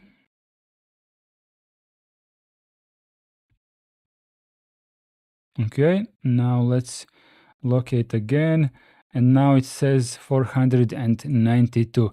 The reason for that is that the database hasn't been updated since wherever the last time it was that we have used this command on this live stream.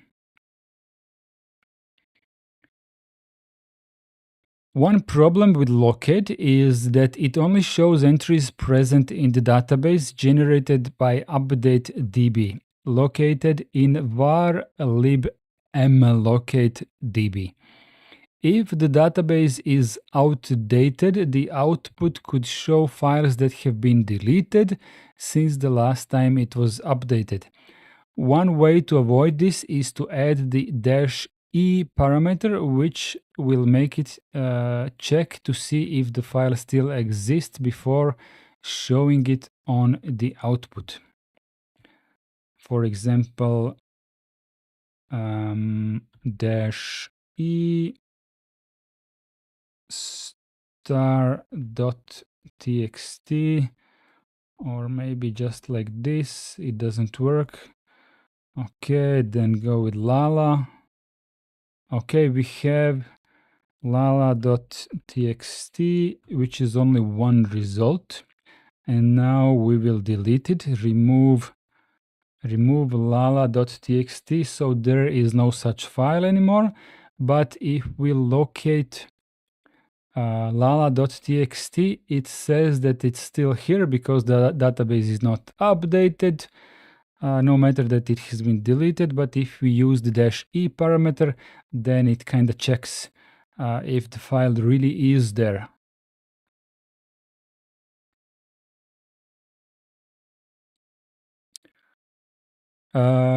Iceblade -c was to search for the amount count how many results there are, and -e, where was the -e? I don't know, I lost it. But -e makes sure that the file is really still there, as I have just demonstrated.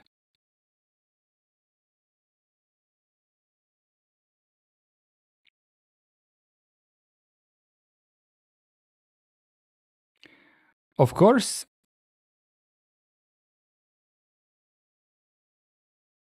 E4 exists, yeah. Of course, this will not solve the problem of files created after the last database update not showing up. For this, you will have to update the database with the command updatedb. How long this will take will depend on the amount of files on your disk. Controlling the behavior of updatedb. The behavior of updatedb can be controlled by the updatedb.conf. Let's see if I can open it. Let's update. No such file for me. Okay. This is a text file where each line controls one variable. Blank lines are ignored, and lines that start with the hash are treated as comments. Prune fs, any file system types indicated after this parameter will not be scanned by updatedb. The list of types should be separated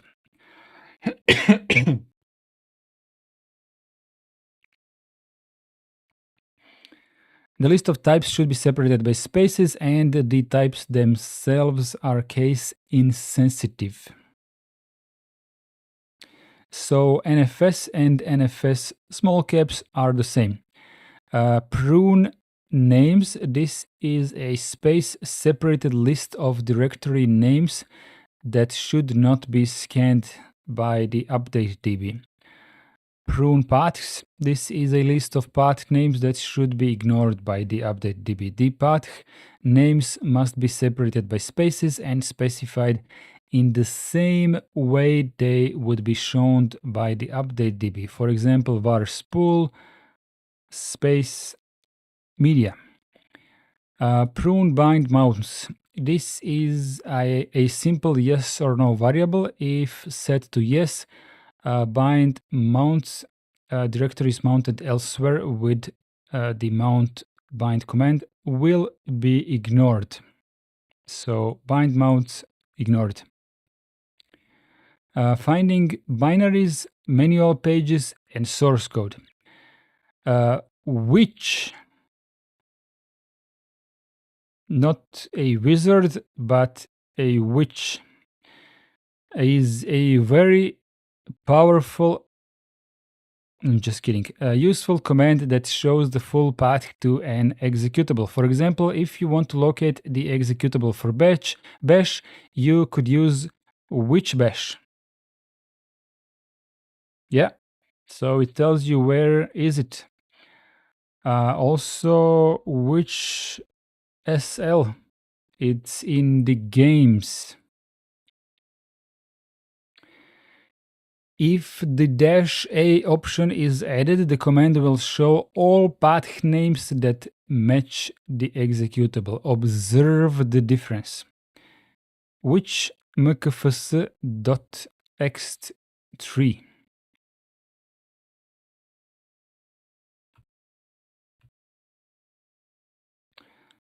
We don't have it, but for that I need a package called... Wait, I should be having that already.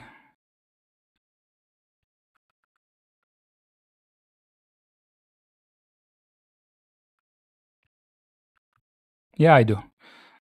Which mkfs.ext3. Now there is one. User has been mkfs.ext3, but if I ask with -a, then I have two results.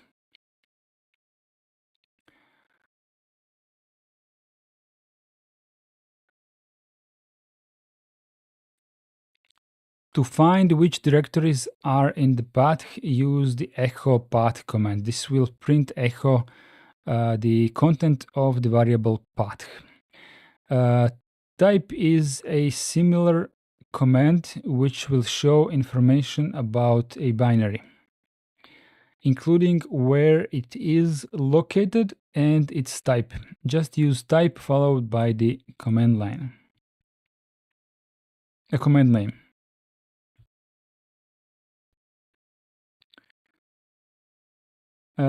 It is here, but I don't see any information.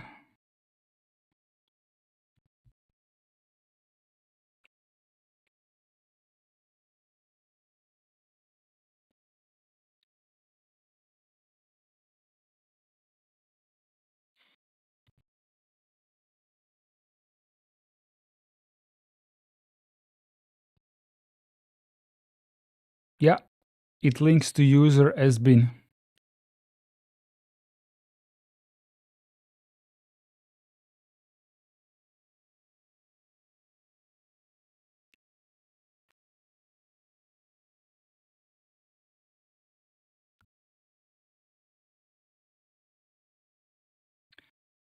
Echo is a shell built-in.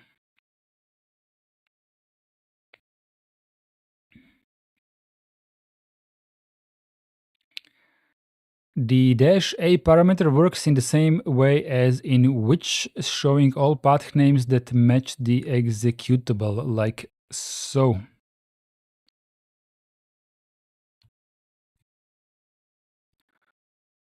And the T parameter will show the file type of the command, which can be alias, keyword, function, built-in, or file. It's a file. It's a file. It's a file.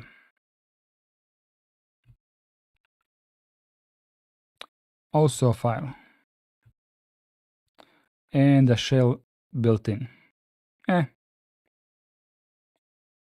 Okay.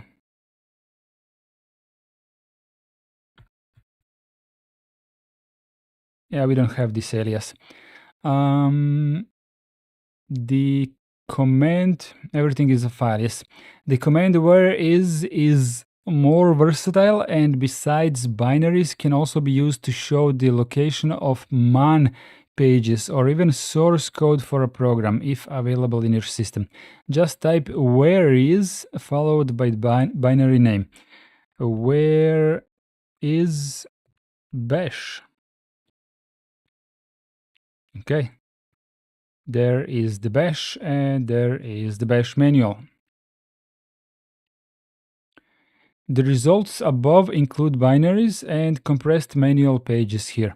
You can quickly filter the results using command line switches like B, which will limit them to only the binaries, M, which will limit them only to man pages, or S, which will limit them to only the source code. So let's just search for the man pages and voila. Yeah, that's what we did, and it kind of looks like we're finished. Let's increase the size of the screen and do some exercises.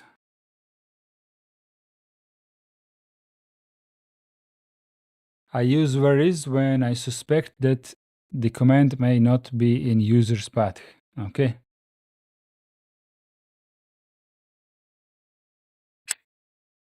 Exercise. Let's exercise.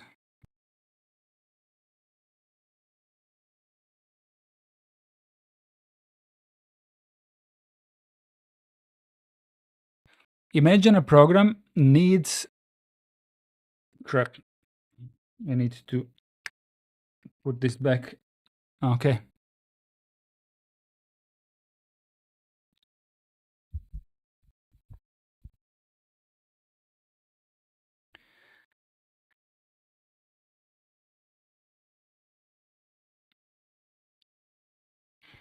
Imagine a program needs to create a single use temporary file that will never be needed again after the program is closed. What would be the correct directory to create this file in?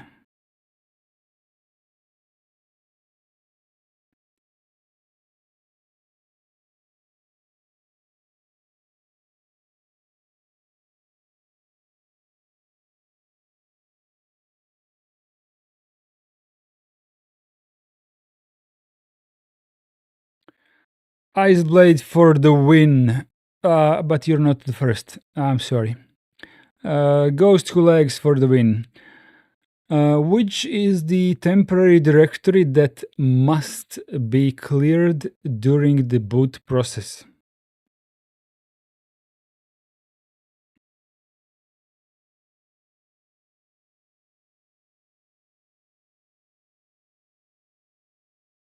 I suspect Zoran is answering the first. No. The slash tmp doesn't have to be cleared.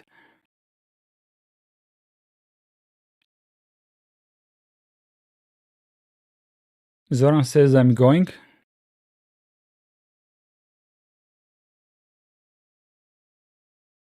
Slash tmp doesn't have to be cleared. It's recommended but not mandatory.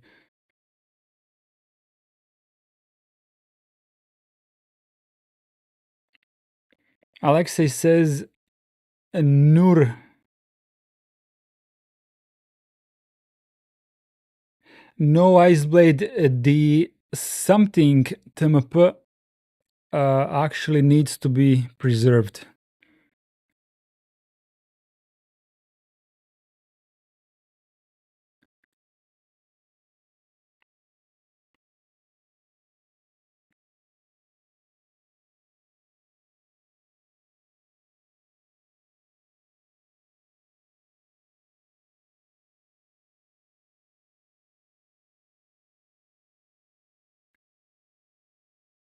The ghost who lags for the win. Using find, search only the current directory for files that are writable by the user, have been modified in the last 10 days, and are bigger than 4 gigabytes.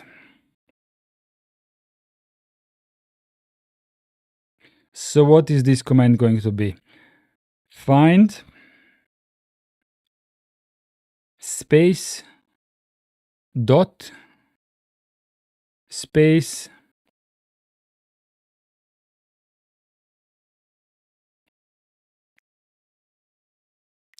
modified in the last 10 days.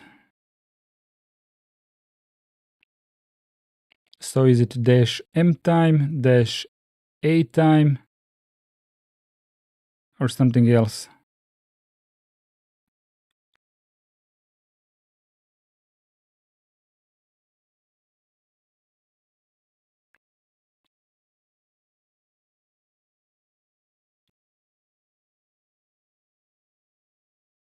Max depth is not required. Or maybe it is. Search only in the current. Yeah, you're right. Actually, max depth 1. Yeah, I skipped over that for some reason.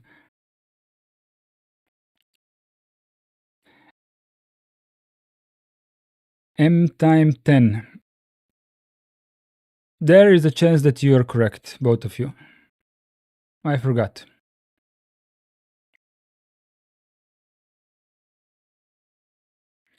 Dash writable, correct. And dash size plus 4G. Dash size plus 4G.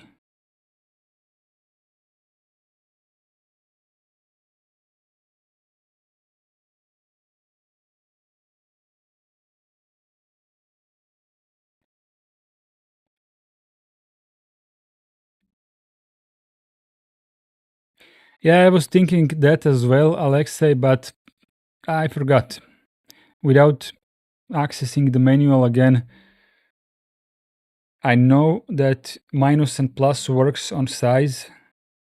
I wasn't sure about M time, but makes sense.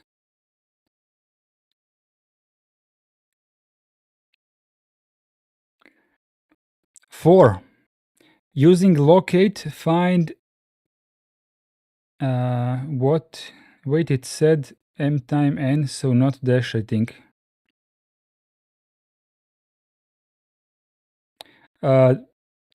Dash means less than. So it kind of does match the question here.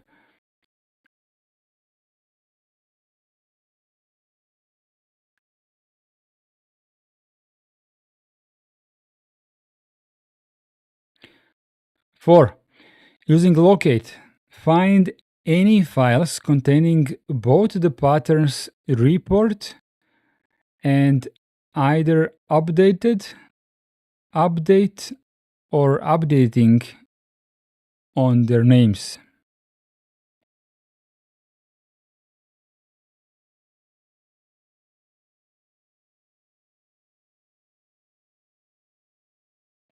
How do we do that?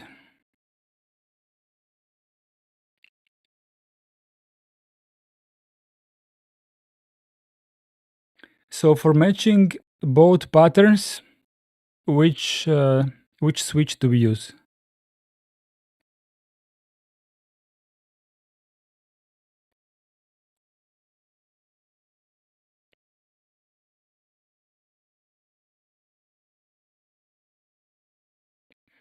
I think it was dash capital A.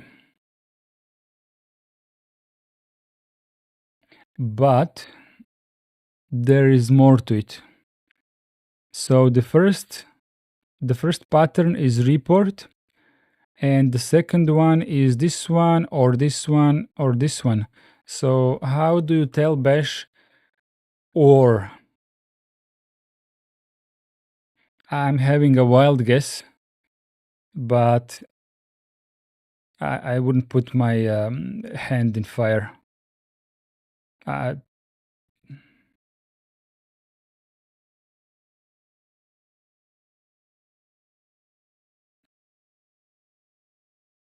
know how to type or in programming languages, but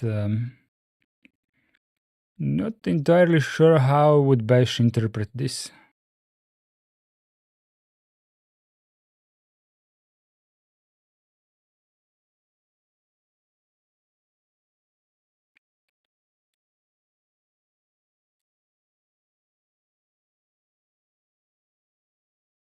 It's a bit annoying that different programs use different flags for same stuff, e.g. Apropos uses lower caps -a.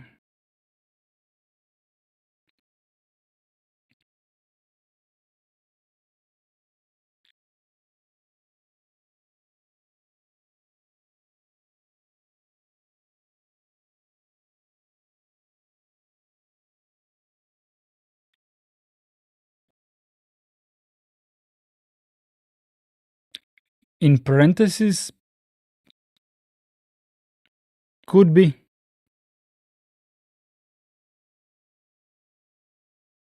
Could be, I'm not entirely sure.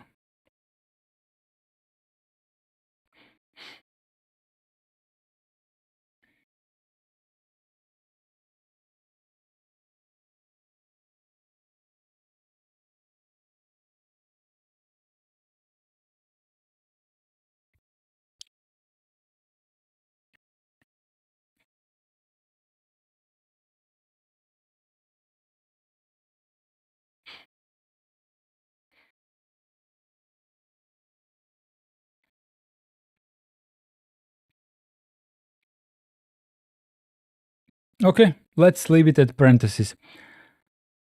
Yeah. How can you find where the man page for if config is stored?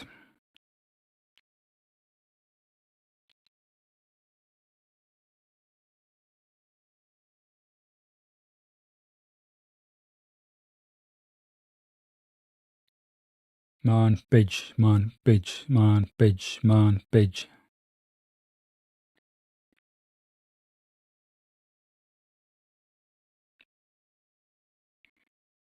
How can you find where the man page for if config command is stored? No. Which if config will only tell you where the binary for if config is.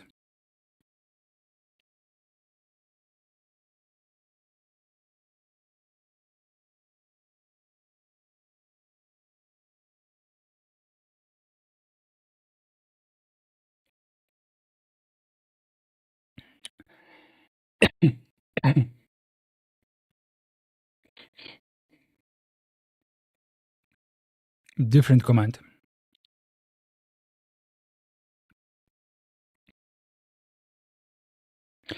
Yes. Iceblade for the win. Okay. How can you find where the man... what variable needs to be added to updatedb.conf to make updatedb ignore NTFS file systems?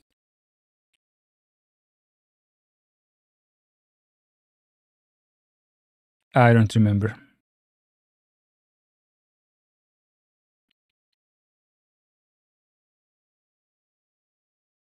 I really don't remember.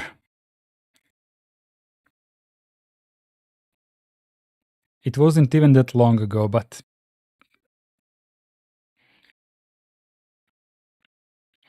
usually when I configure a program or a server or daemon or whatever on Linux has a config file. In a lot of cases, either you would read the manual while configuring it, so at the time you would know which parameter needs to be edited, or the config file itself usually has a lot of quotes which tell you the following line does this or that. So in general, you don't really have to remember these things, but update db-i type ntfs. No. The question is asking what parameter do you need to alter in this configuration file. You need to edit the config file and tell it never to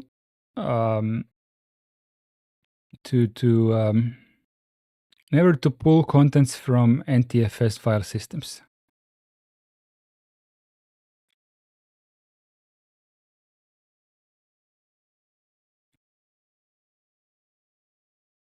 Ignore type NTFS. Could be. I really don't remember. If you did remember it, then yeah. I don't remember. A system administrator wishes to mount an internal disk.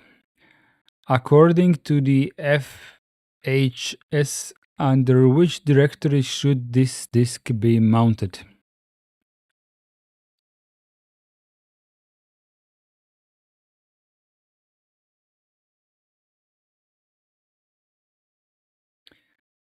Using locate doesn't make much sense with current SSD speeds. You're only winning a couple seconds versus find, which is a lot more powerful. Yeah.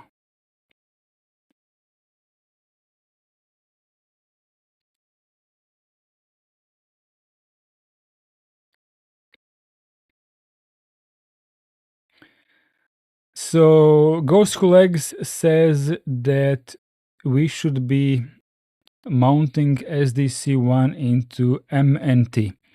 Yeah, I think that's correct. When locate is used, the results are pulled from a database generated by Updatedb. However, this database can be outdated, causing locate to show files that no longer exist. How can you make locate show only existing files on its output?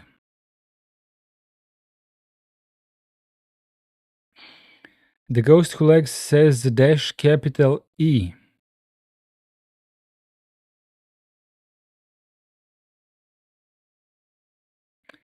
I think Isolate is correct on this one.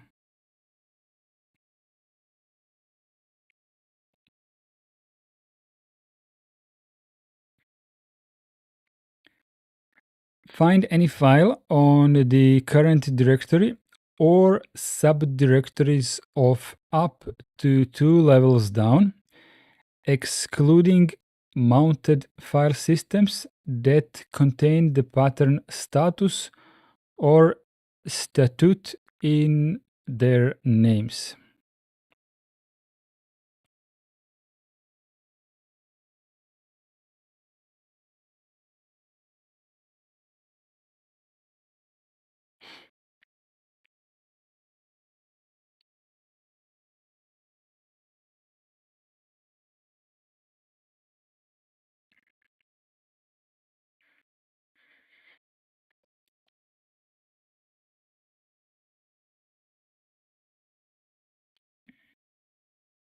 Max depth 2. I think that is incorrect because the question wants up to 2 levels down, so max depth 3 would be the correct answer for that part. Yeah. And then we need to exclude mounted file systems, which is something that I have also forgot. The command for that was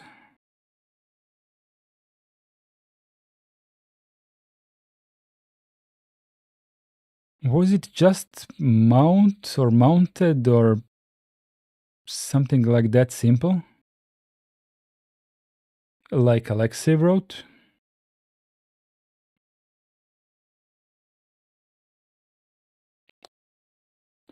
Um, and then it contains pattern status or statute on their names. So the pattern status or statute in find. I think that could just go like typing two different words, one behind the other. Will that work? I think it would.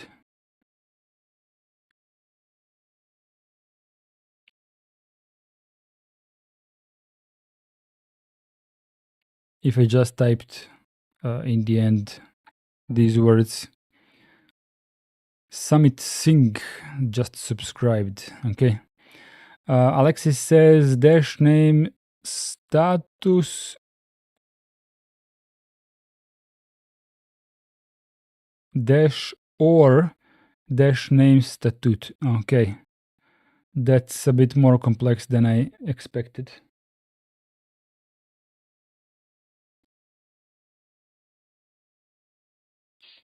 Well, Iceblade has a hack that would work fine if the human is reading the output.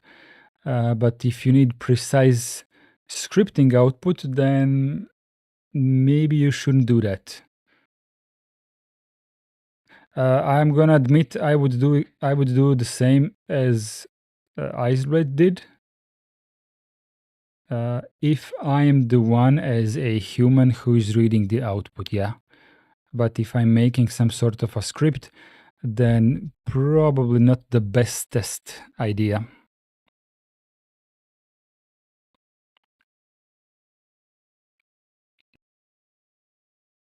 As Alexei said. Limiting the search to ext4 file systems, find any files under a -mnt that have at least execute permissions for the group, are readable for the current user, and had any attribute changed in the last 2 hours.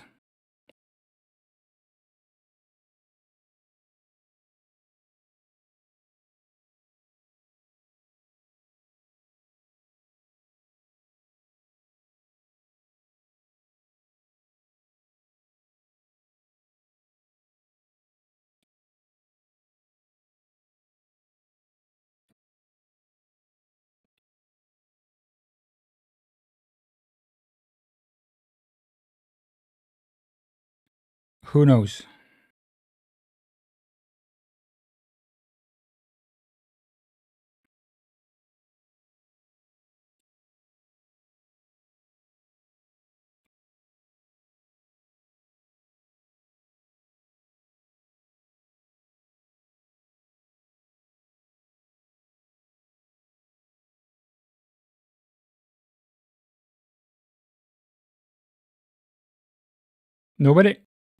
Nobody is typing anything in chat. No attempts, no lucky guesses.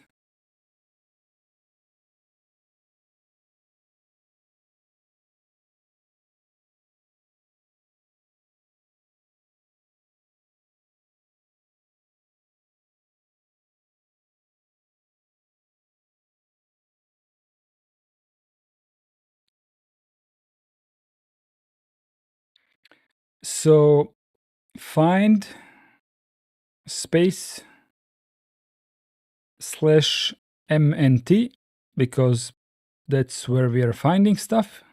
It's not the dot anymore, but find /mnt. Readable. Yes, readable. We need that parameter. Have at least execute permission for the group. So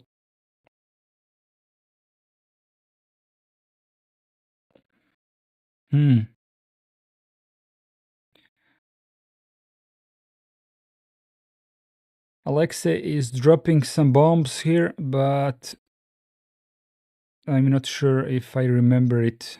Too long to remember that, yeah. So file system type ext4, that sounds about right. But permissions for the group, at least readable. I think that would be like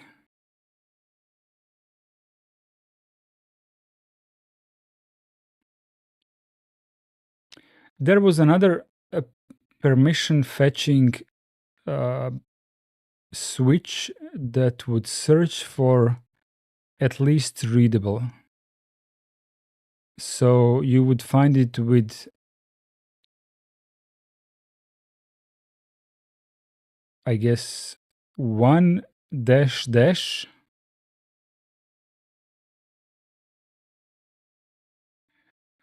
Wasn't it at least? Sorry, execute. Sorry, that's 5. Execute for the group.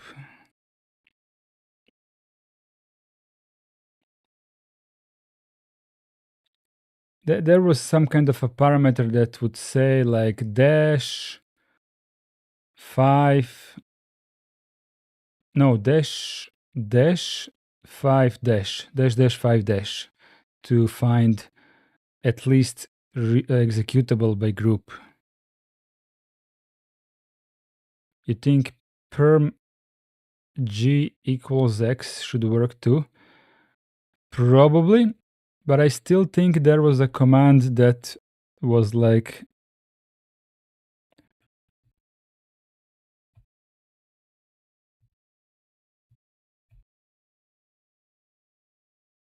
something like this, what I just wrote in chat. But we will see. And the attribute changed in the last 2 hours. This is really difficult. I mean, to remember, to store in memory. Yeah, I really think all of these things require a lot of practice.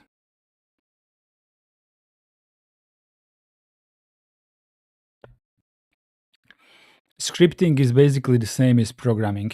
If you do not practice regularly, the knowledge goes out of your head and it leaves you. So, constant practice gives you more training, more knowledge, more understanding how it works, more connections you can make in how to script this with that.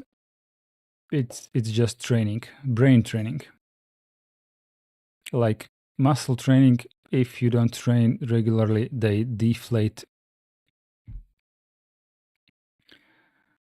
Find empty files which were created more than 30 days ago and are at least 2 levels down from the current directory.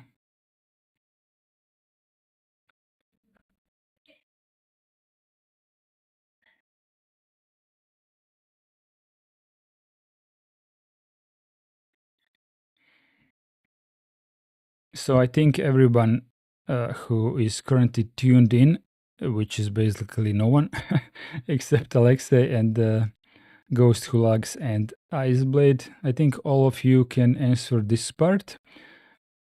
What about created more than 30 days ago?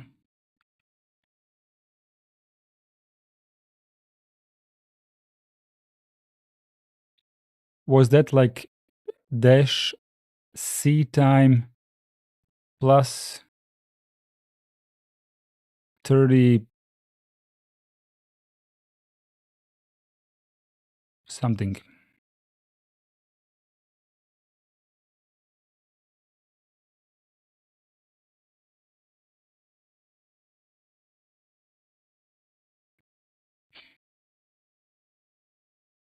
I kind of think it was dash C time 30 plus 30. Flag for empty.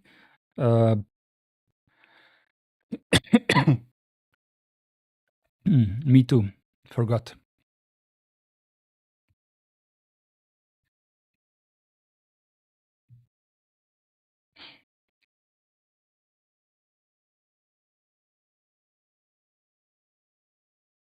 Ctime is for file status changes.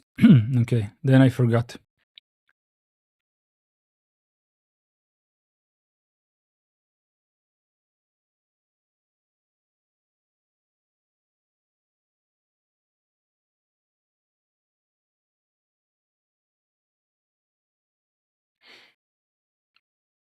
I'm not sure. Let's skip to the answers. Consider that the users Carol and John are part of the group MKT. Find on John's home directory any files that are also readable by Carol.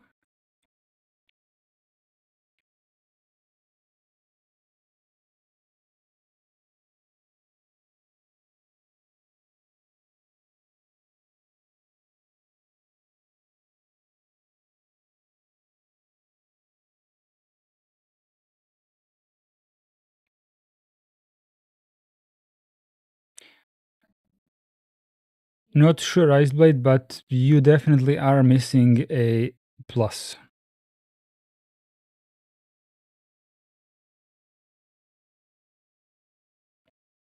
How do we find files readable by group MKT?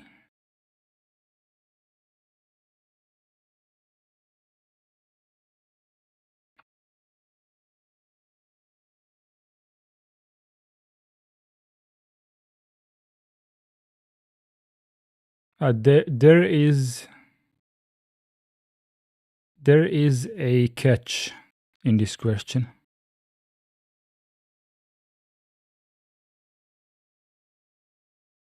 So they want us to find files that are readable by Carol, and Carol is in the same group as John, and we're searching through John's home directory.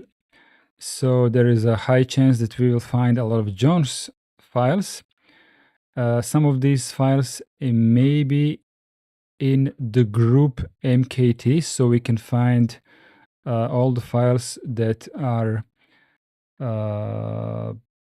readable by group MKT, but we also need to find files that are readable by others, not just the group. So group plus others.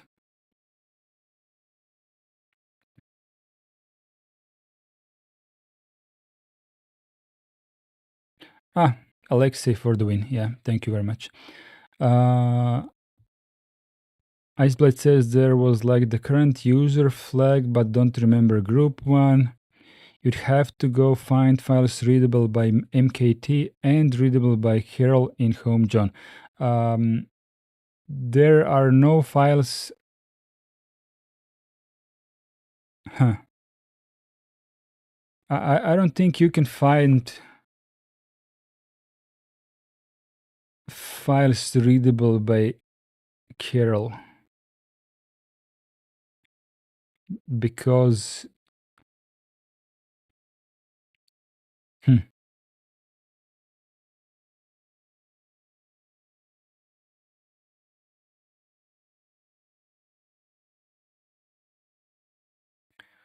I still think it's just the files that are a part of group and readable by others. But if this is too much, we can skip to the answers. All of these things are really easy to practice when you open the command line. You're just gonna go and deal with it until you get it done. So it's really not that hard. It's only hard to memorize all this.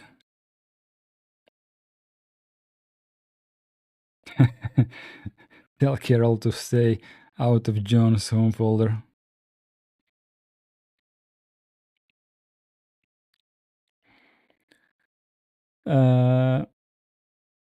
The answer for this first question was TMP. Good.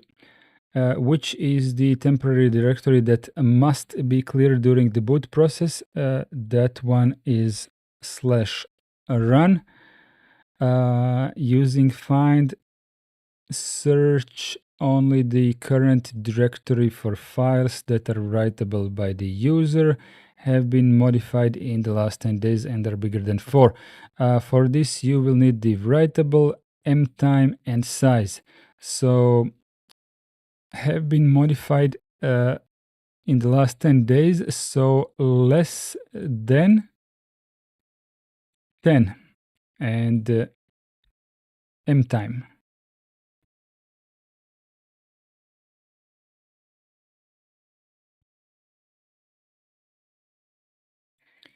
Using locate, find any files containing both the patterns report and updated update or updating. Okay.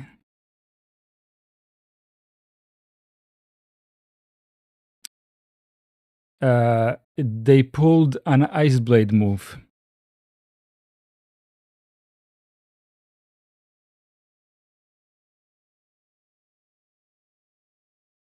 The PDF just pulled an ice blade.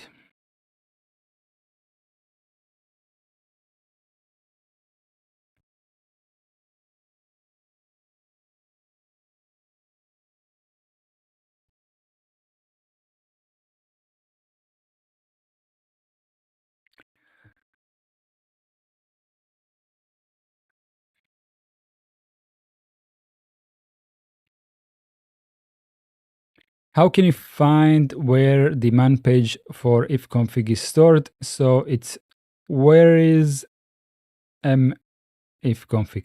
Okay. What variable needs to be added? Oh, I think Ghost Who Lags said this in chat.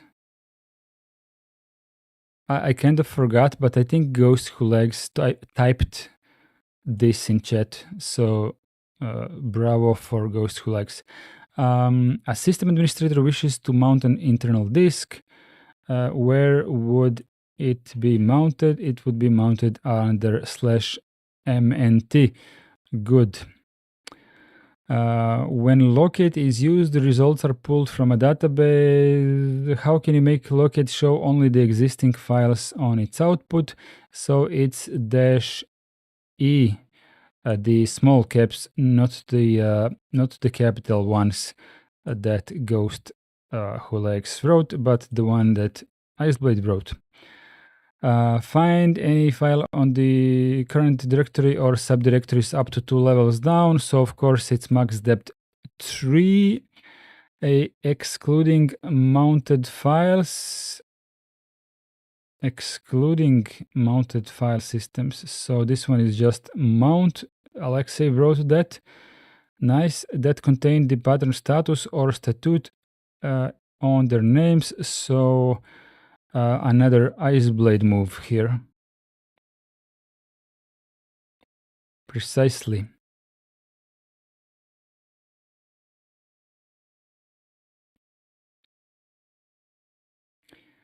Limiting the search to X4 file systems, find any files under MNT that have at least execute permissions for the group, are readable for the current user, and had any attribute changed in the last 2 hours. Okay, this was obvious. File system type X4. Someone wrote this in chat, so we had this covered.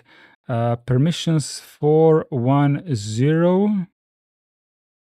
At least execute for the group. I think Alexei wrote 410, but maybe let me scroll up. he actually did not. He had different ideas how to solve this. Nobody wrote 410, and I don't remember anyone typing this.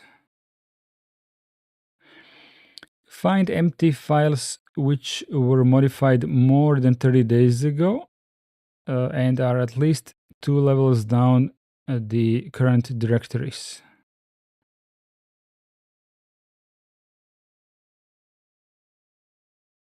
Alexis said, I wrote readable perm 0010, but it will work too. Okay. Okay. The minimum depth 3 from the current directory. Okay. And empty. I actually think Iceblade wrote empty, like a lucky guess or something. I'm not sure. And 30 days ago, so m time plus 30.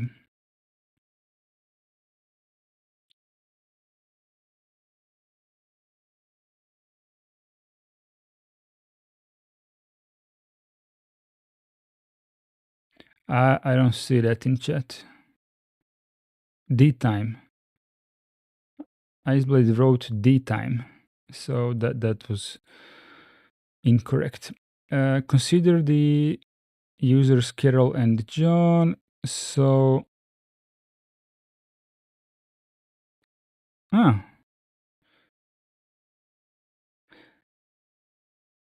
what did I say?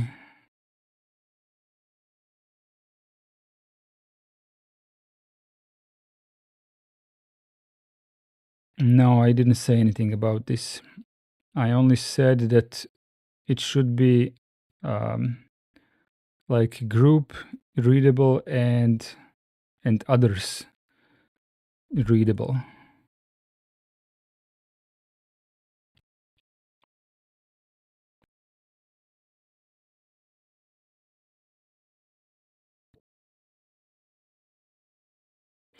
Considering they are members of the same group, we need at least read 4 on the group permissions, and we do not care about the others.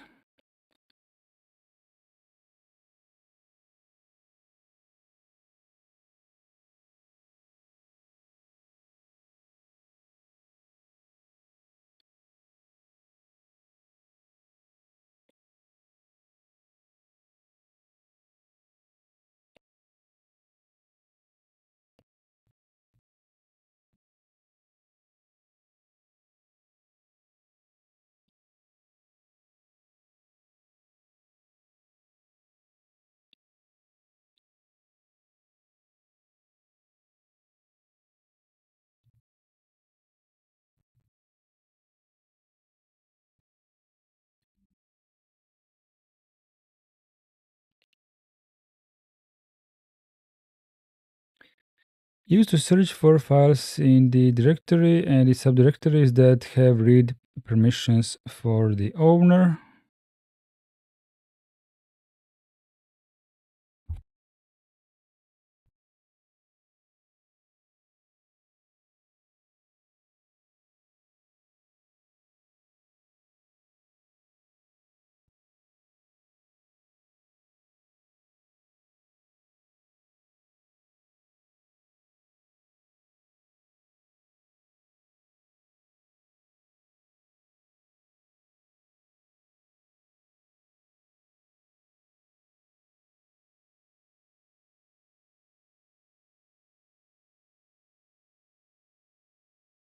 Is this guy sure?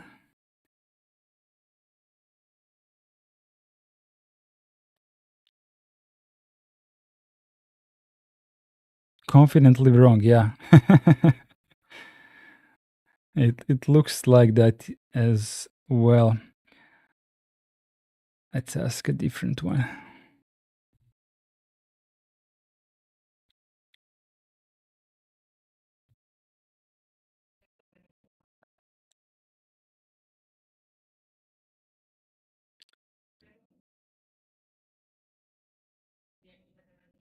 So the first one thought that it's for the user, and the second one thinks that this is for others.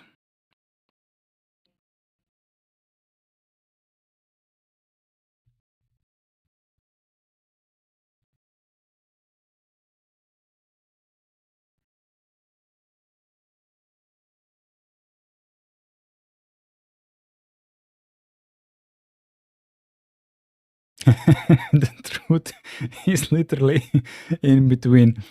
Uh, exactly. Both physically and as truth. Yeah. Uh,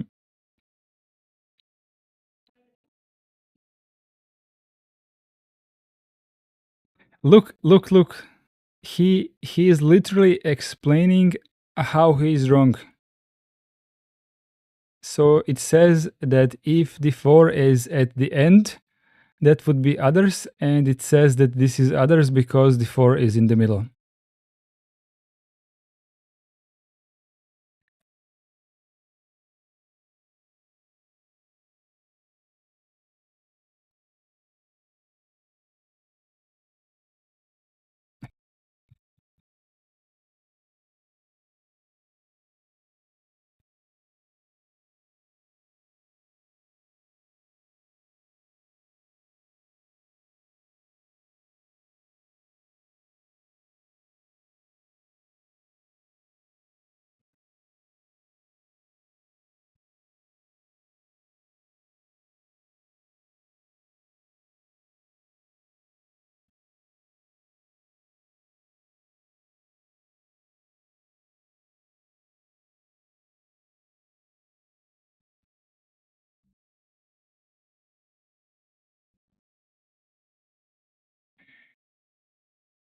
Ah, there we go. For the group, so 040 only requires group to have read permission.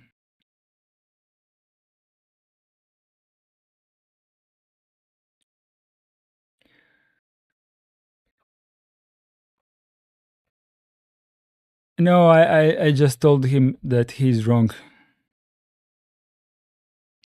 So now the AI works.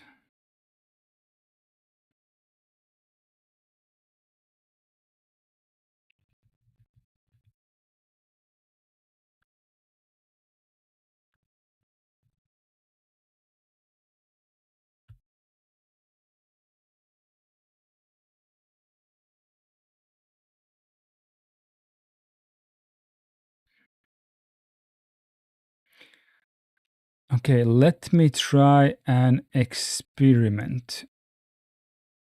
Let's take this question here, copy,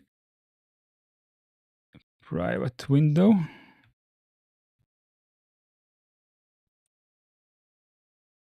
Oh crap.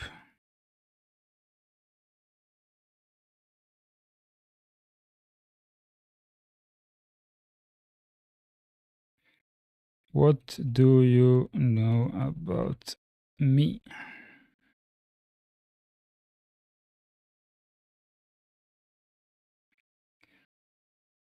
I am a detail-oriented person who likes to double-check information.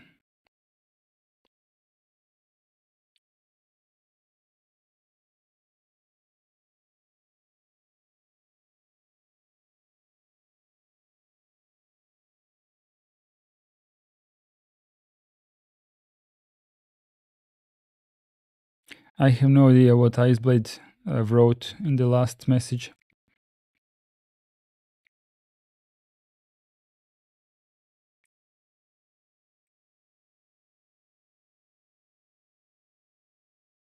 How do we refresh? Like this?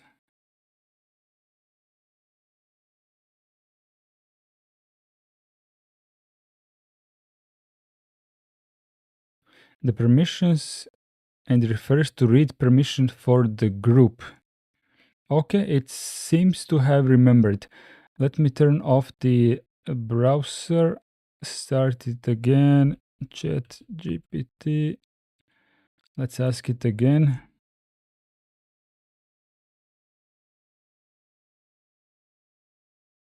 It definitely did remember. And this is a whole new session now because the LibreWolf clears everything when I close it.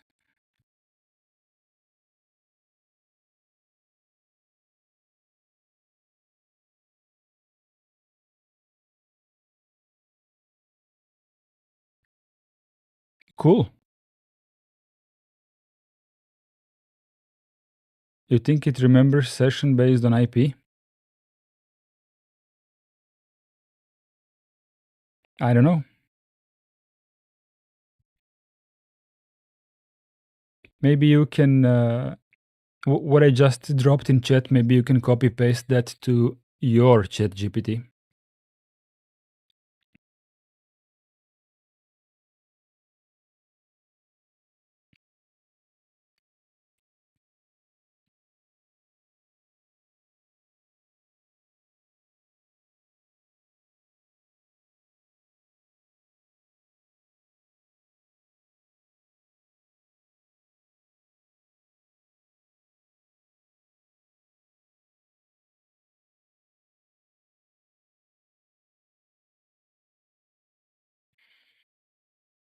Okay.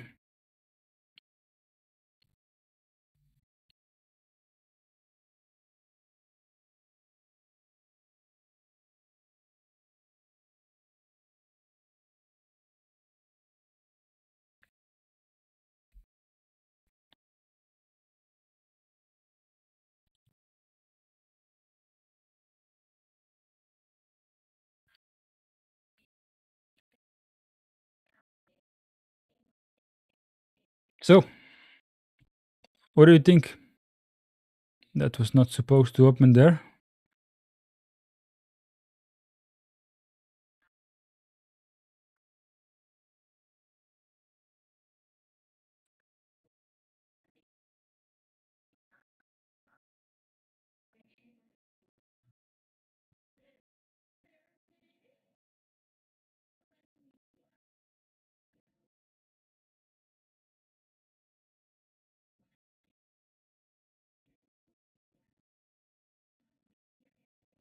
It's not letting me. I'm forced to log in. I don't know. I don't know. LPIC 1. Over. We don't have any more lessons. The PDF is done. 544 pages. Gone.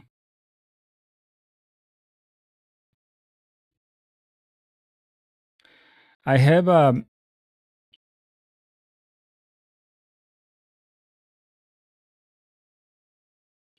Ghost Who Lags says I use Find a lot, but that was intense. Yeah, I agree. A lot of details to memorize, but I still absolutely believe that you know practice makes perfect. That's all there is to it. I have some really difficult days at work in front of me, and I need to deal with that first. Absolutely. And when that's done in a couple of weeks or something, I'm gonna deal with the exam for LPIC 1. I just want a paper and a stamp that I have deserved to have the title of LPIC 1. It could be useful in life, so I'm gonna do that in a couple of weeks. But in the meantime, what do you guys want to do with Sunday live streams? Do you want me to create a break during the rest of the summer so there are like no live streams on Sundays? Or should I create a Sunday live streams like just chatting about Linux? You know, the thing that we used to do on Fridays and stuff like that. Maybe we can do like random live streams, or maybe we can stream some video games on Sundays just for fun. Or do you want me to start LPIC 2, like immediately? Install random packages from our live stream, preferably on your work computer. That's except for the work part, that's kind of a neat idea. Let's do that on Friday. Let's create a random our stuff on Friday. Let me make a note on that for myself.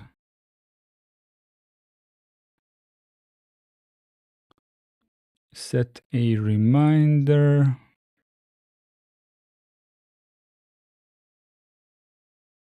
Okay, we are going to do that, let's say, on Friday. That's a good idea. Iceblade says Linux games sounds good to me and have small break before the next LPIC. Yeah, I was aiming for that. I kind of agree with that. Install stuff until it breaks challenge. Yes.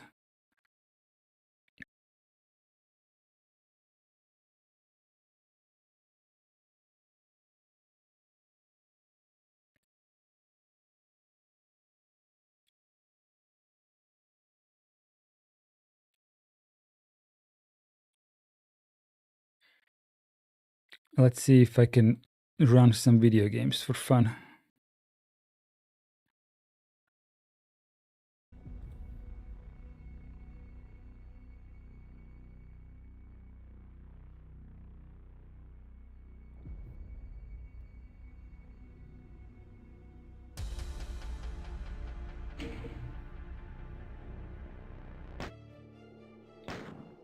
Display. How do I change my monitor?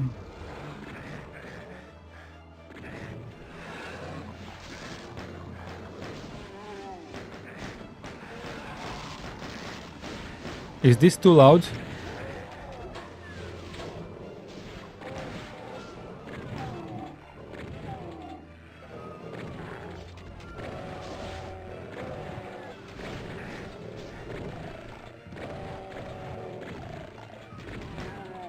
Ah, there we go.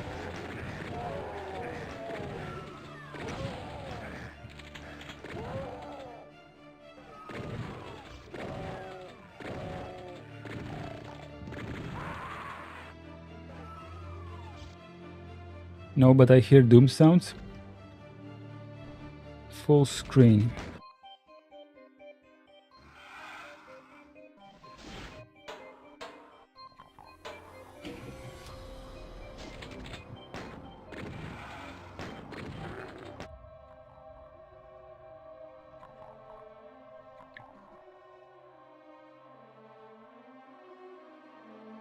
Anyone wants to play some Doom?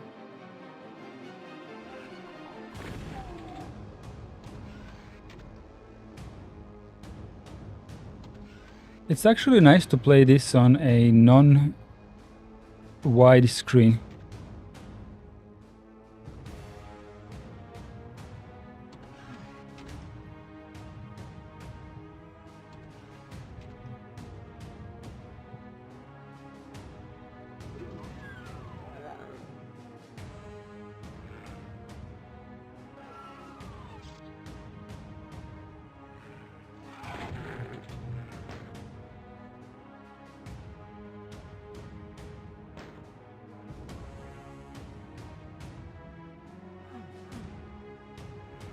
Blue key.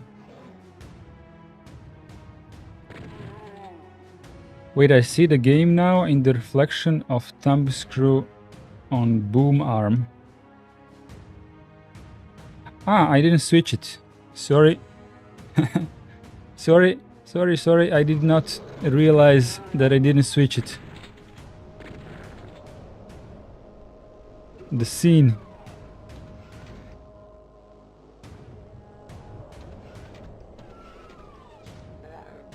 My bad.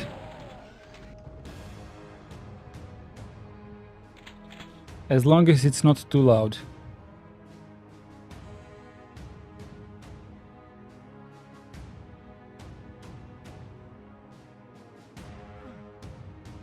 There is nothing in particular in this room. I have yellow key.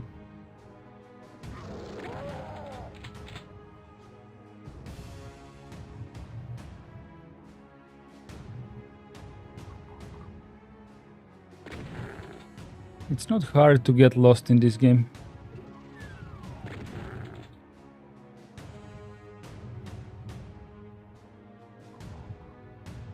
Some ammo here. It's nice to be a boomer. Really it is. And you can't even aim up and down. Just left and right. I still don't understand how Doom is not 3D. Do you mean the thing that I said?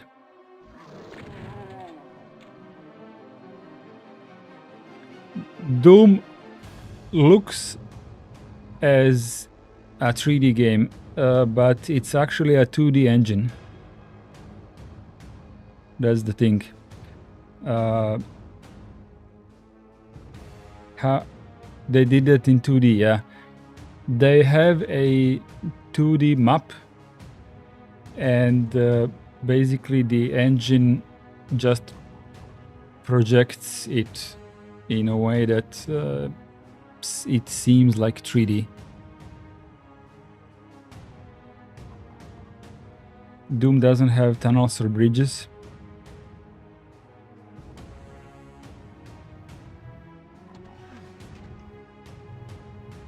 I mean, it's a hack.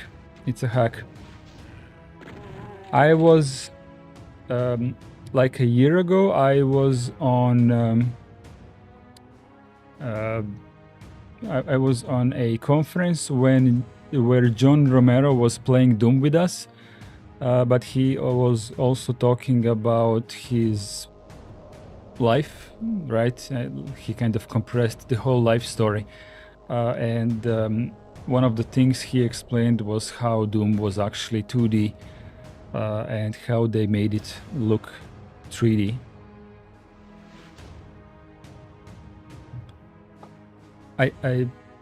I'm pretty sure I have recorded a video of him talking about it because I was in the first row.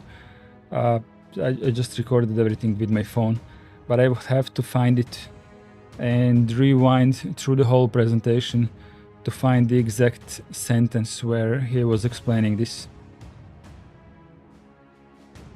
It would take a while, but if you want, I can do that after the stream. I have been here already, but I'm not sure where to go. There's nothing really here.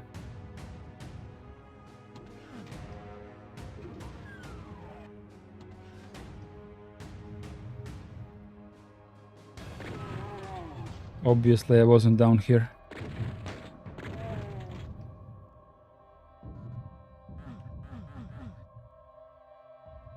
The music changed.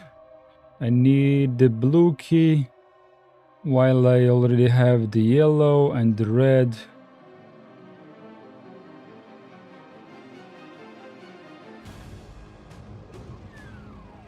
So this opens, but I have already been here.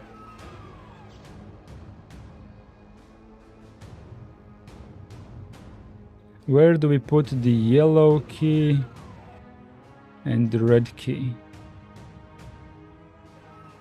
The value for pi in Doom is wrong because Carmack typed it in by memory.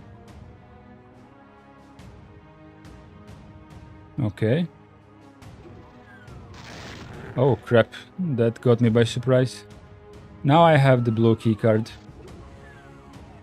Okay, that's good. And we go back this way maybe? No? Which way was it? The blue? How do I check the map? I kind of forgot. The blue door.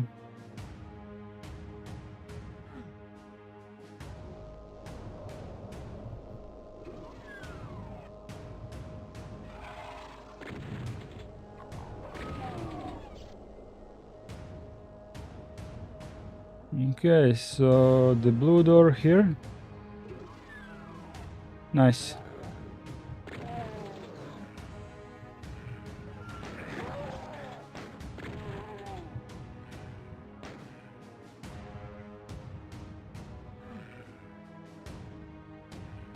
What is this? Not opening.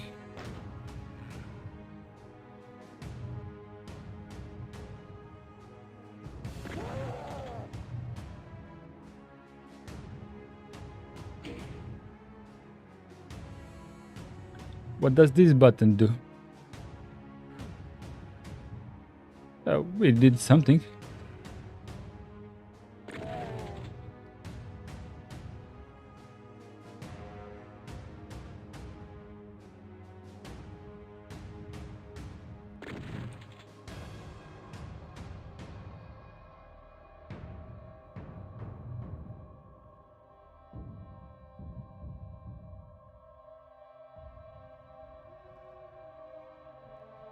I don't know.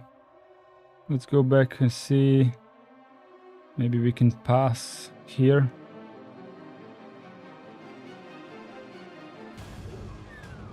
Oh. Okay.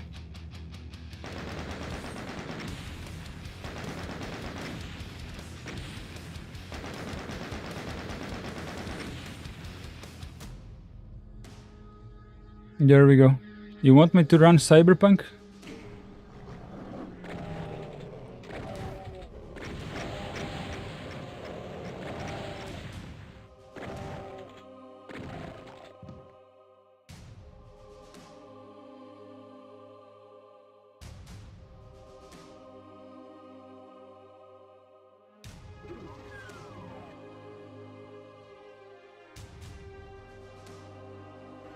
Dark room.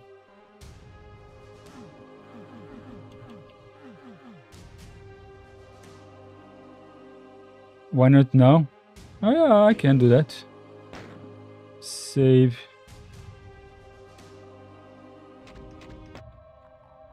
Did I save it?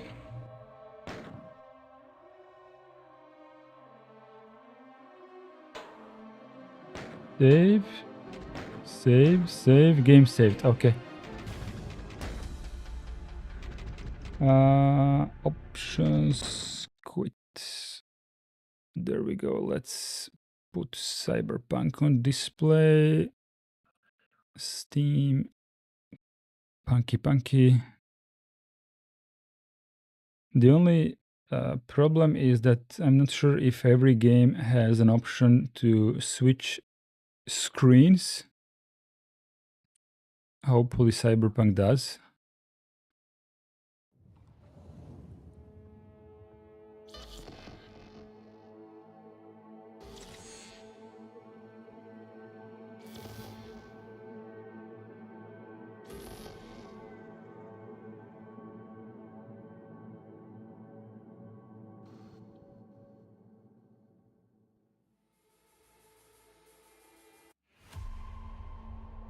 Let me see if I can capture with OBS. Yeah, that won't work. That won't work. I need to prepare the capture for the big screen. Or maybe I can do it like this. View Sonic. Open selector. Sony monitor. No, not Sony monitor, sorry. LG monitor.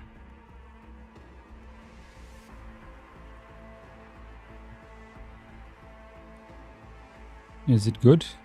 Now you see a bunch of stuff.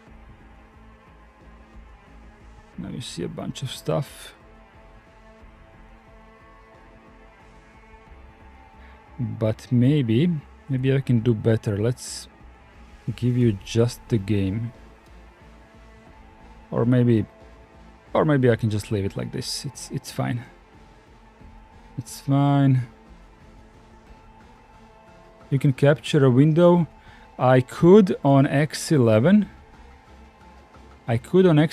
But I'm not sure if it will work on Wayland. Screen capture, video capture, media source.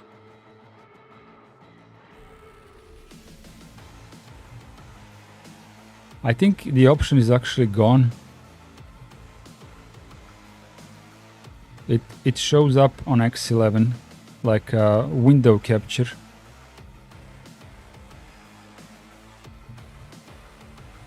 Screen capture. That's what I'm using right now. Screen capture.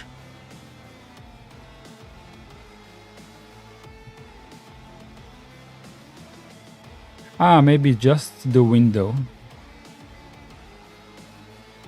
Is this better?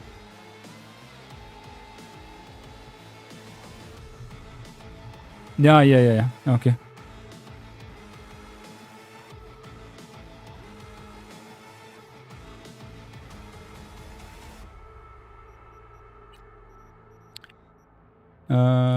Video, so maximum FPS is whatever, resolution 4K.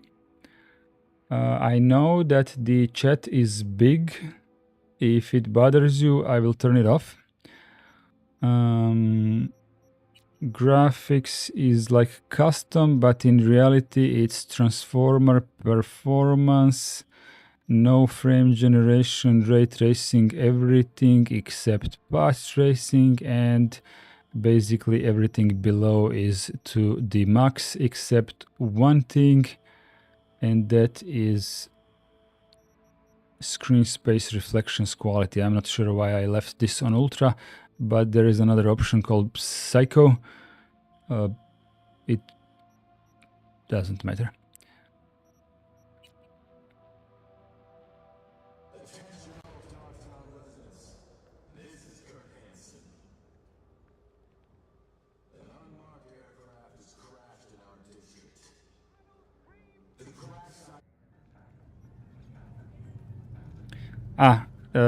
I lost some frame rate with the streaming and everything because this scene had roughly 5 FPS more before streaming, but not too much.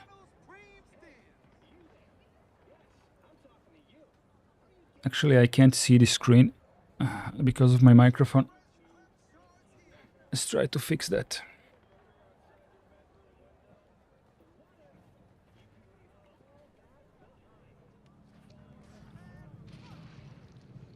Okay, this should be a little bit better. At least I can see the screen. So I was going somewhere.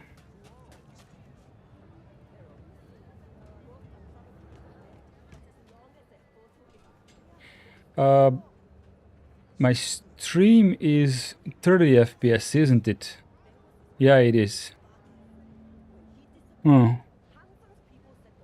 I don't think I can change this while streaming. Let me see. Stream output.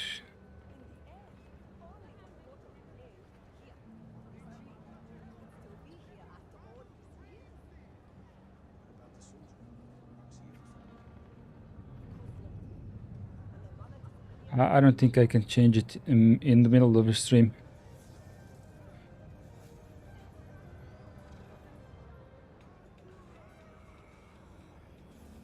Are you using VK capture? I have no clue what I'm using.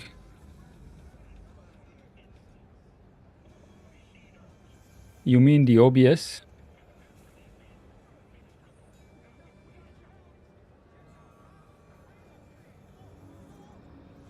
Sorry, I'm looking at OBS settings, stream output. I can't change anything while the stream is running.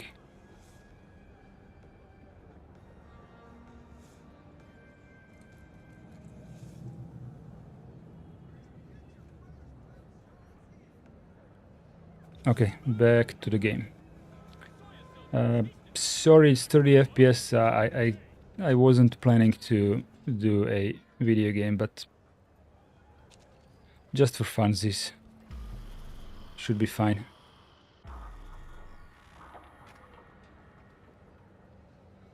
.30 FPS is fine for watching. Go to the mod bar. Is that here? If you want my advice, I dump that pile of human offal. See how he likes being alone. Yeah, maybe you're right. Anyway, better get going. Take care. Chin up, sweetkins. Seeing sunshine round the bend. Just don't you let those bastards walk over you. What'll it be, honey pie?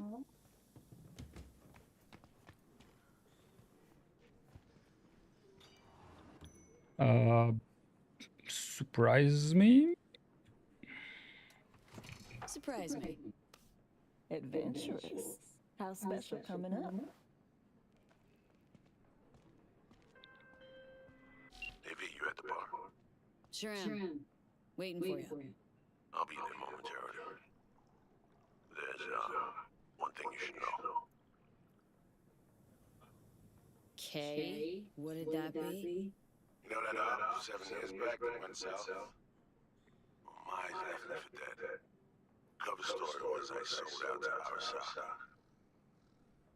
I never told Alex it was a cover. So, things could get tense. Got it. Might tell us to go fuck ourselves. Something like that. I'm nearing the edge.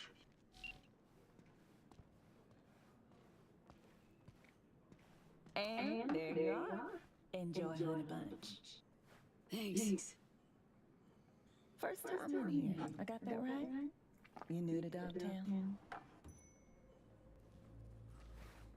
Oh, hell no.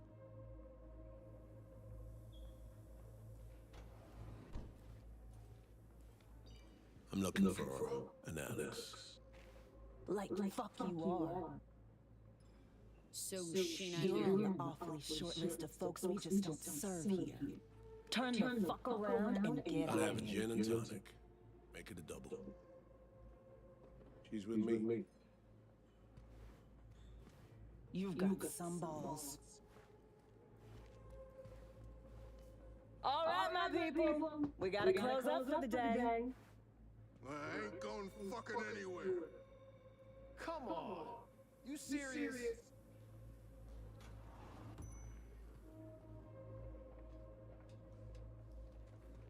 Where is the echo from? Could be my micro. Now! Could be my microphone.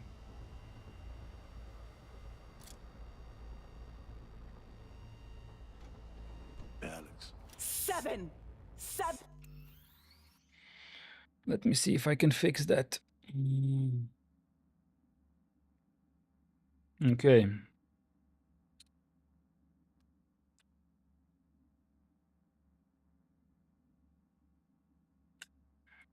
This here.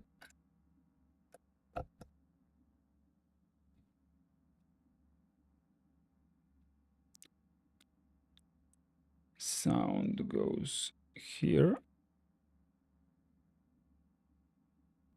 Okay.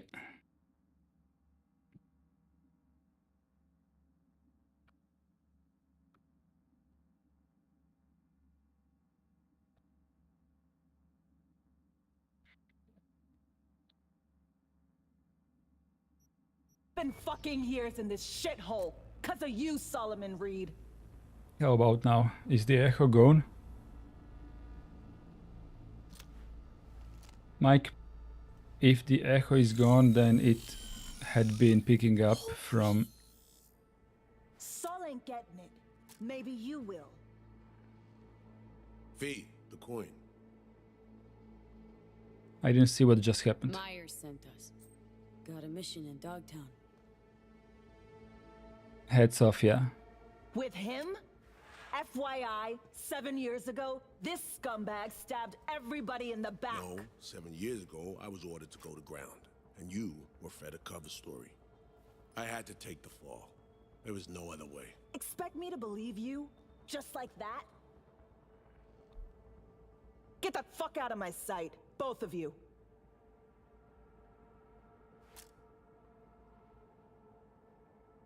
Hey, I get it. You and Reed got some mutual splaining to do, clearly. Have at it.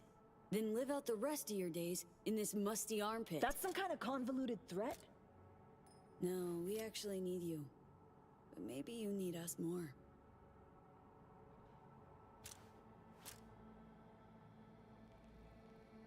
You think OBS VK capture should have less FPS Fuck loss, this. but it needs Need some smoke. light configuration. Ah, Should be fucking ashamed, Saul. Vulcan.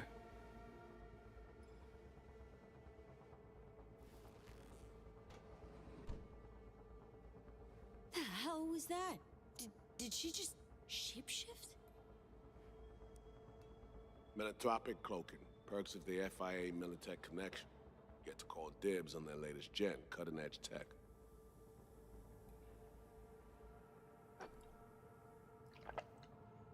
Let me try this. Give me a minute. You're gonna talk to her. Someone's gotta. And better me than you.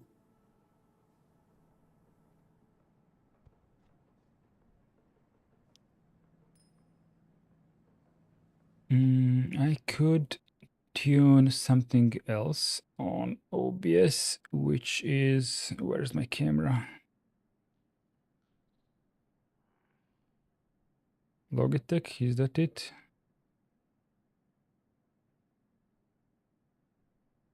Logitech camera filters. How is this? Takes up slightly less space.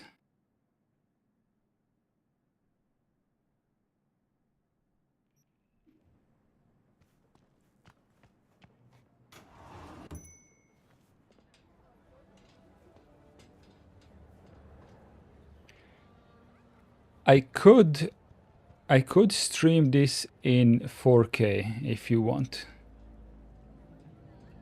Do you want me to kill the stream and restart it in 4K? Egnescence.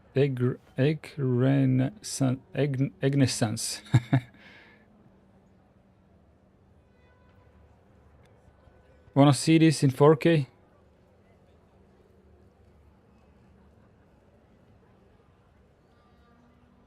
"4K is overkill. I can't watch in 4K, so that doesn't matter." Okay.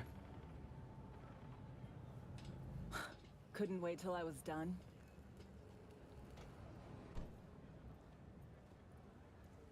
I'm V, by the way.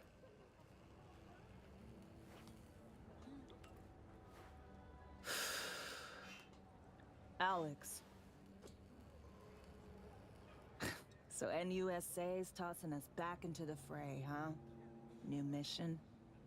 Yeah, afraid so. Well, fire away. Serenade me.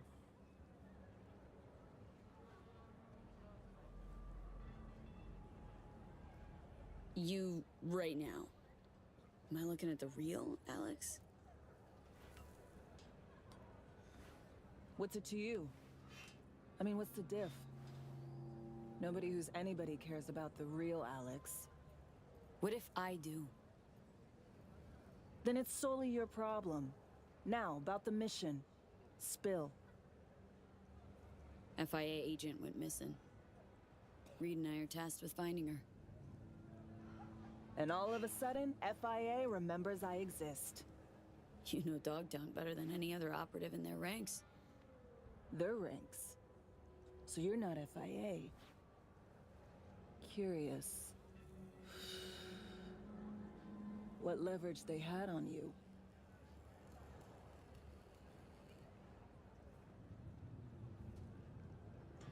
Deal's just for this one op, then I'm out. Wouldn't count on brevity. Me? One and the same mission for the last 7 fucking years.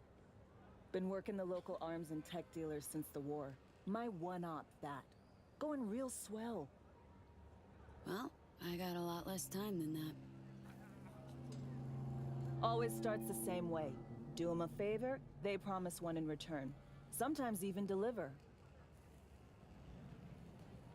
Then one day, they nail your dick to the wall. This op mean that much to you? 'Cause you're clearly hoping to get something out of it. Question is what?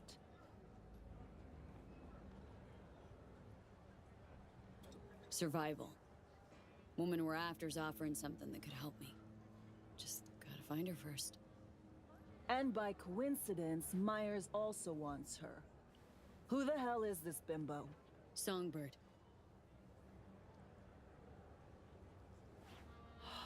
Fuck me. Gonna take more than one cig to process that.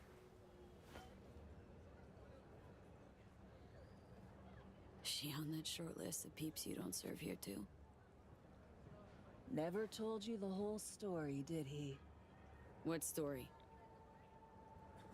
Story of a clusterfuck op. One that led to Reed disappearing and me being holed up here for 7 years. Here's the list of operatives. Reed, Songbird, and me. Haven't heard this, have you?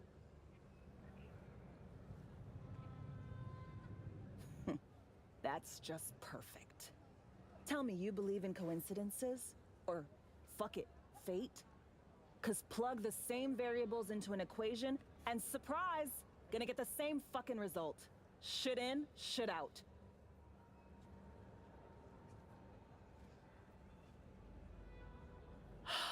Well, you and that hangdog Judas are in luck. 'Cause I got a nasty habit of repeating the same gonk mistakes. Got conditions, though. One more thing, just to be sure.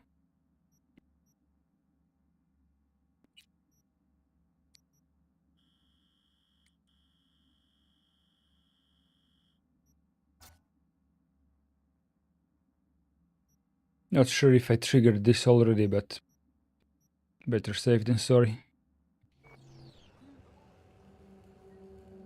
So what's your ask? Monaco. Wanna burn rubber along the Riviera? Drink champagne on a yacht with the Phantom fucking Pain, yeah. Duchess? Want a spy's retirement? Diplomatic posting in a warm, gob-smackingly gorgeous place where fruit off the trees is sweet and demand for field work is 0. Think you can manage that?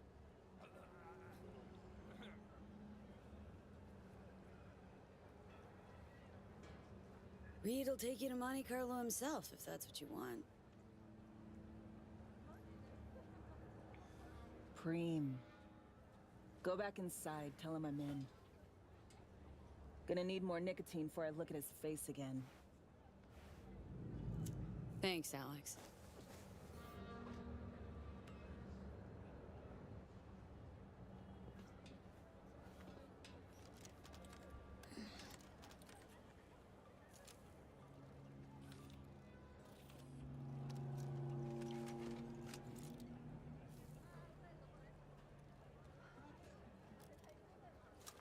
I'm just kidding.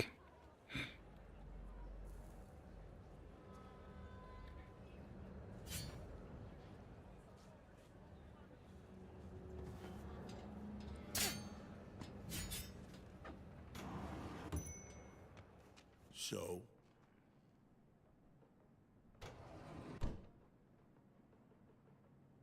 Actually, the animations look fine on this screen, but on OBS I can see them as janky. I think something... I don't know.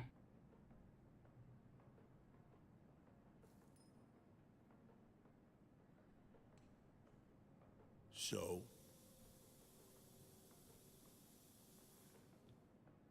Didn't tell me the whole story, Reed. It's twice now. But it's taken care of. She'll do it. Okay.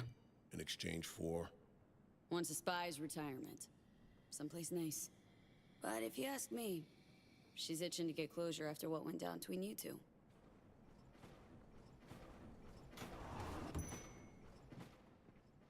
So, heard you need someone to hold your hand, Reed. Take you on a tour of NC's asswart. I came to you because I trust you, Alex. If you say so. Fine. Songbird. Heard we gotta sniff her out.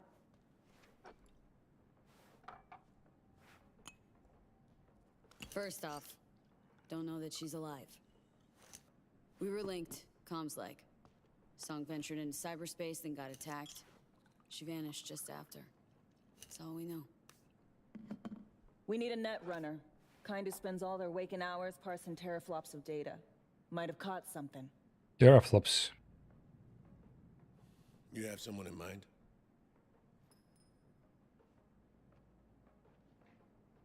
Wilkie Slider Laguerre. I should have figured.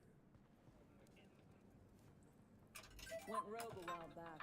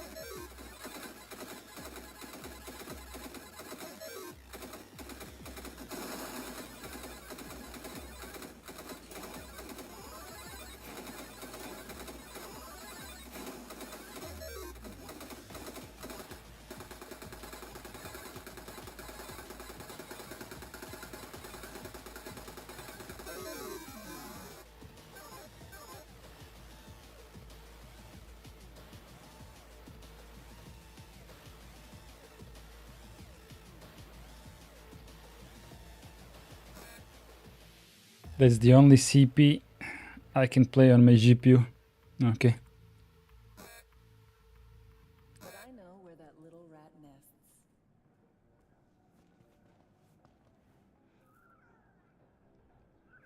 Is this Roach from Witcher?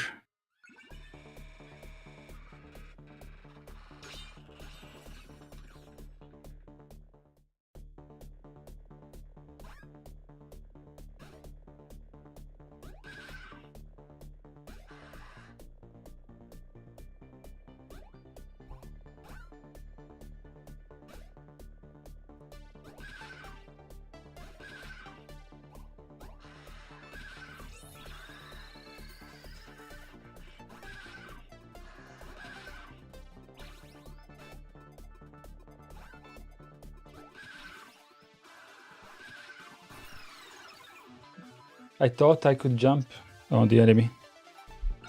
Oh well.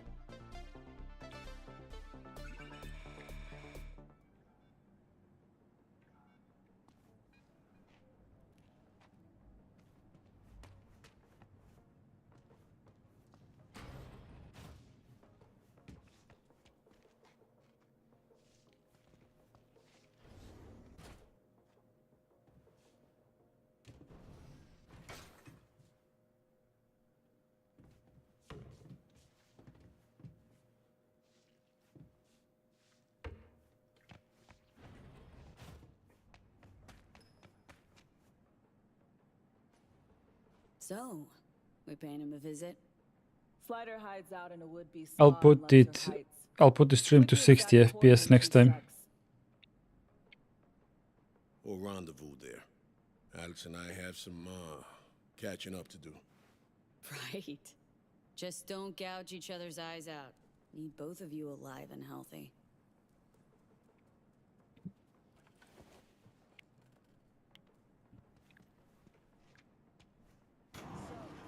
All those See that tree there?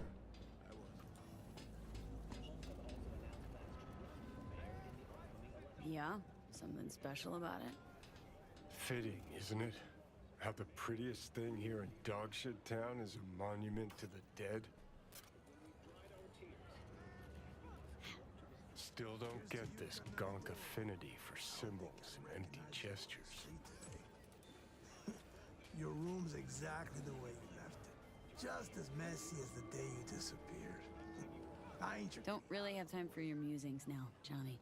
And you clean it when you Gotta come wonder back. why I even bother Introduce you to sometimes. Sophia, her baclava. Attention all Dogtown residents. This is Kurt Hansen.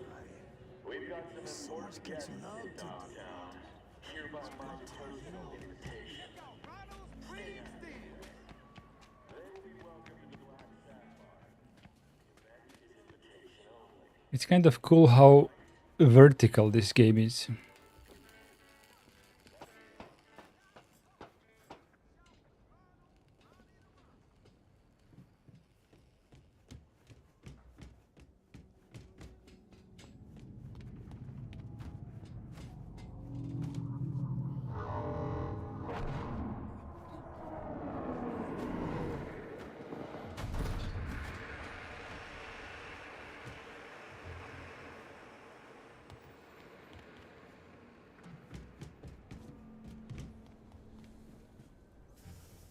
Food.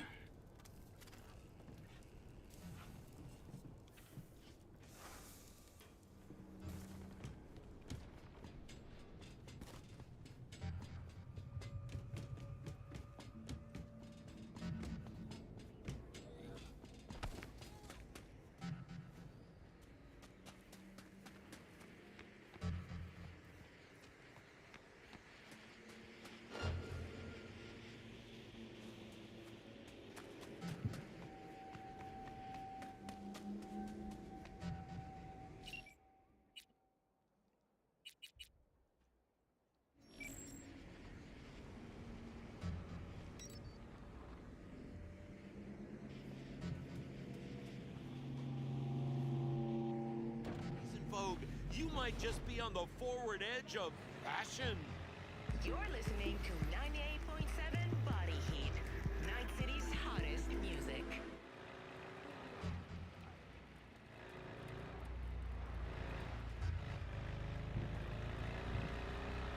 Not a very fast vehicle.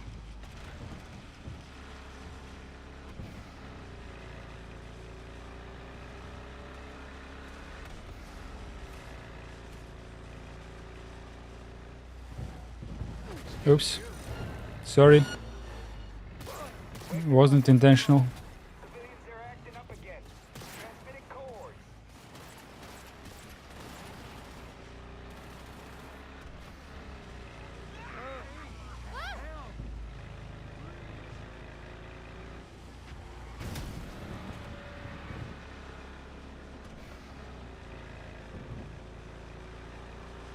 Do you have VR? Yeah.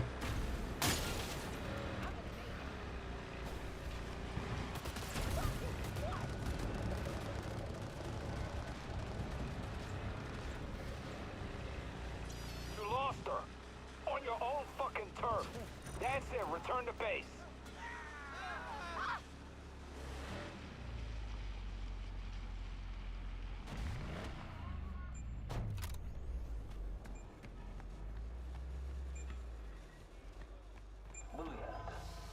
Supposed to be the easy shift.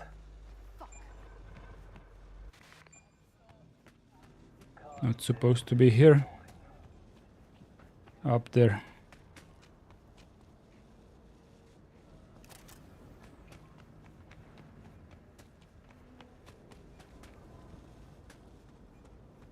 What should I do with the VR headset?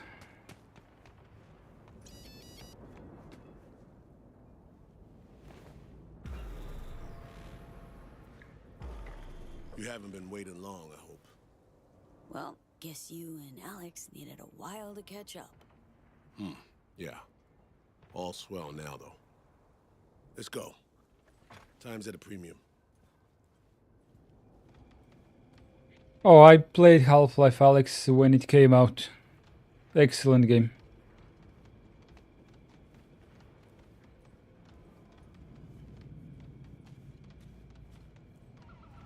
I could play it again. It's been a while. They posted lookouts. Go figure. I doubt they'll play nice and just let us in.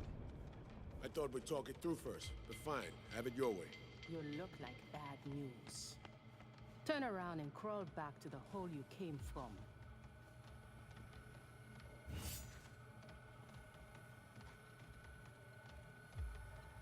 Looking for a netrunner. Not a You mean kind of like service we provide, play partner. Half-Life Some Alyx kindly fucked on the fuck stream off, eh? or for myself?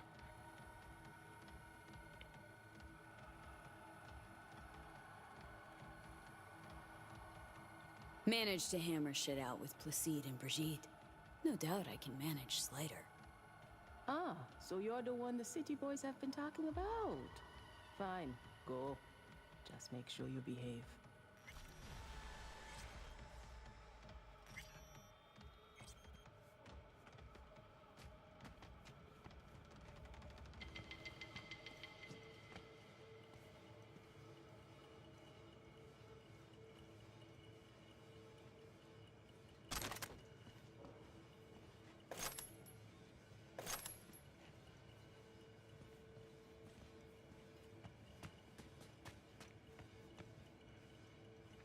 I like the screens in this game. A lot of computers everywhere.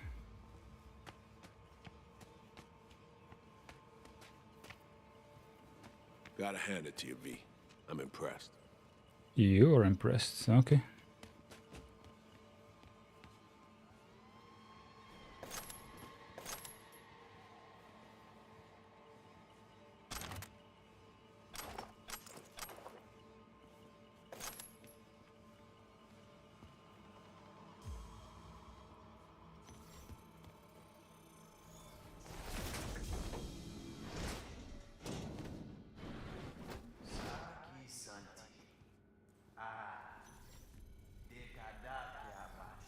Running Linux a bit?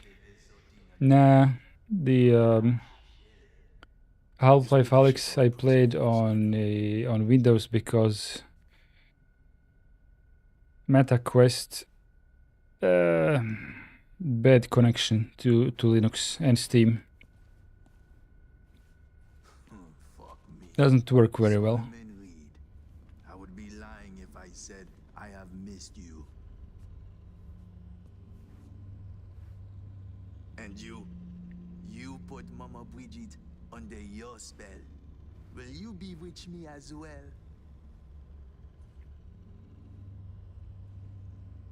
Here to make a deal. Nothing more. A deal? Let me guess.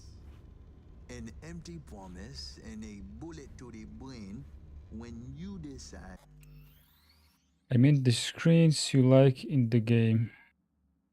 Ah, it's the atmosphere that it gives me, just that. I am of no use to you.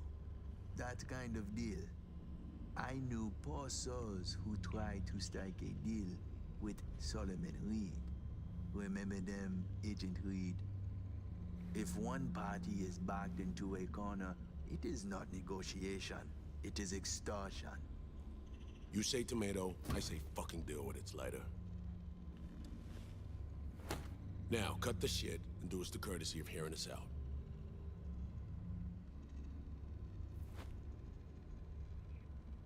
Need some intel. Street says you're the one to get it. Me? I am a blind man. I see nothing, know nothing. Cyberspace is my only field of vision. Well, just so happens what we need is one who knows cyberspace. Sees lots in it. Donc, Dimsa, what specifically do you want from me? Soon after SF1 crashed, a runner was attacked while on the net. Attack severed our link. Need to locate her. Stat. Ah, so you want one to investigate net traffic on the day of the crash? Got a malfunctioning relic in my skull. That's how she made contact. That help any? Perhaps. I will need a peek at this trinket in your head. Wow. Okay, I guess. I will be gentle, this I promise.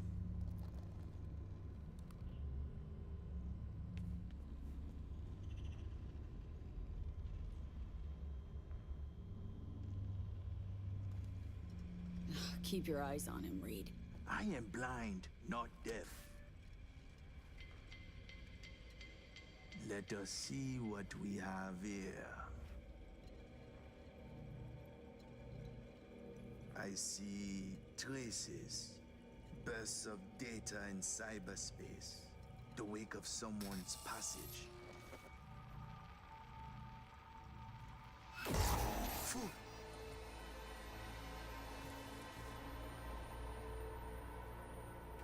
Who dare they mad? This I do not believe. You out of your mind coming to me with this shit?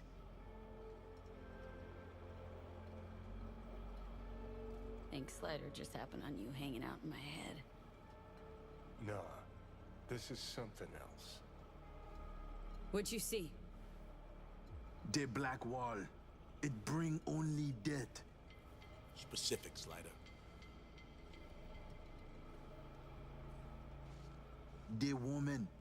Did you know she used the black wall protocol to connect with you?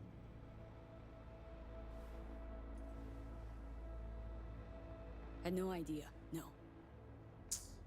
Now you do. What's that mean for us? For what we needed? How to explain to laymen? The net has layers, various vectors for translocation. But there is one thing that must not be touched. The black wall. The woman? She is walking, ticking bomb, megatons. She go boom, everybody fucked in the ass. Every last one. Miwa Noir. It is a dam that protects us, the civilized world, from the strange bets of the cyber wilderness. If your two-leg bomb crack the dam down the middle, it will unleash a flood, wipe us off the map, just like Haiti. Oh, Neil Thompson, welcome in.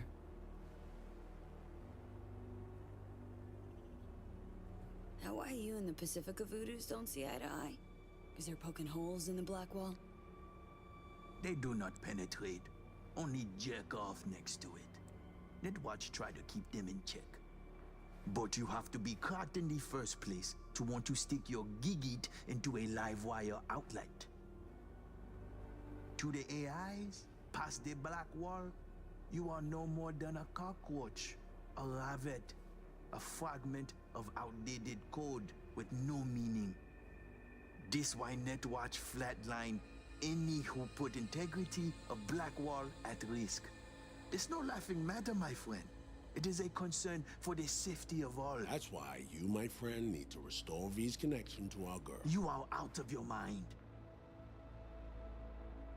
Well, now you're part of this madness too. Welcome to the shit show. Modi. Non-negotiable, Slider. We need to find her. Besides, as long as she's out there, they catch her scent, they catch yours now too. They'll set their wirehead freaks on to you and your people. So you'll help me clean this up, cover all tracks, snip any threads leading back to you and consequently us. Do that, and we'll be square. You'll be off the FIA's hook too. Meld, it's my lucky day.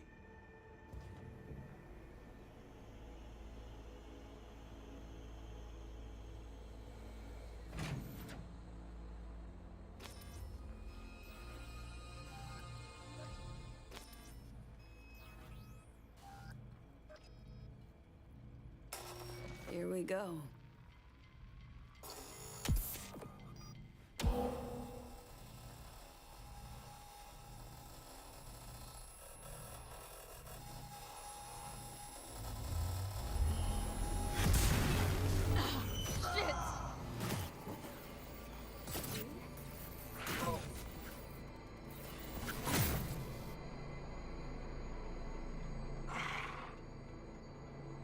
Is that so rude? How? Oh, right. Myers. Working together now. With Alex, too. I can hardly believe he's here, but it's a good thing.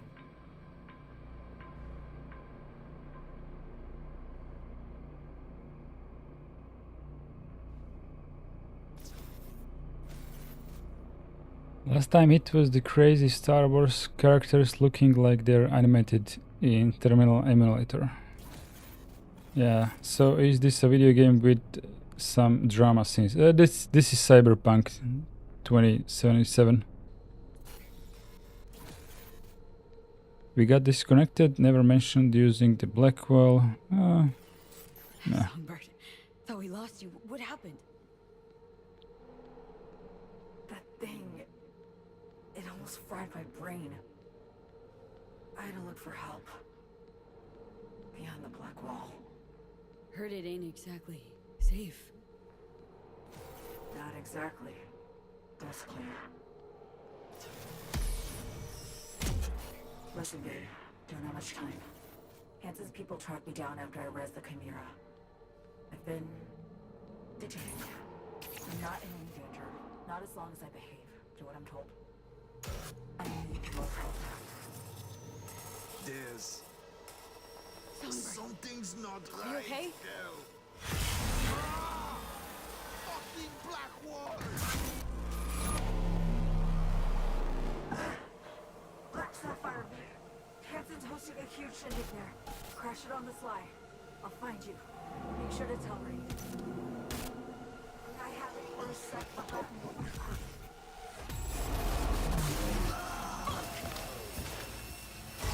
Is everything all right?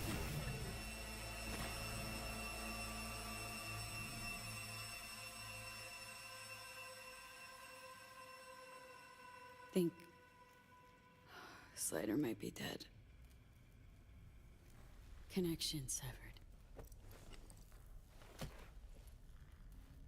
It's over. You short-circuited.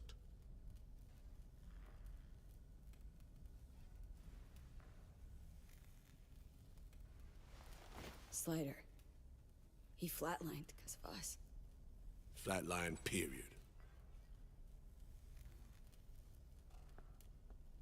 Need you to come clean. Were you gonna off him no matter what? Questions moot. Slide is dead. What's done is done.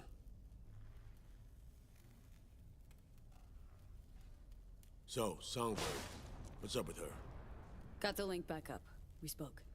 She's fine. Mostly. Needs our help, but she's fine. In one piece. Video game, yeah. Alright. Neil Thompson. Later. Time to Delta V. Just because we got in without dropping bodies doesn't mean they'll wave us goodbye. Bon voyage, Slider.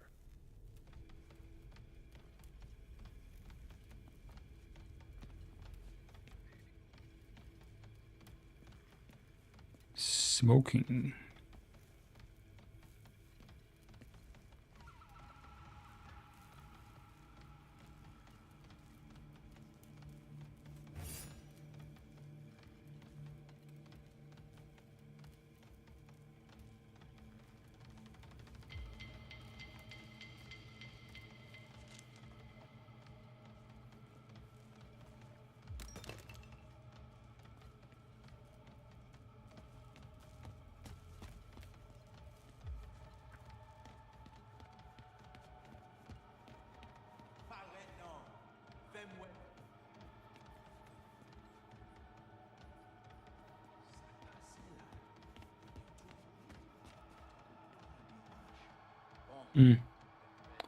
Now they are angry at me.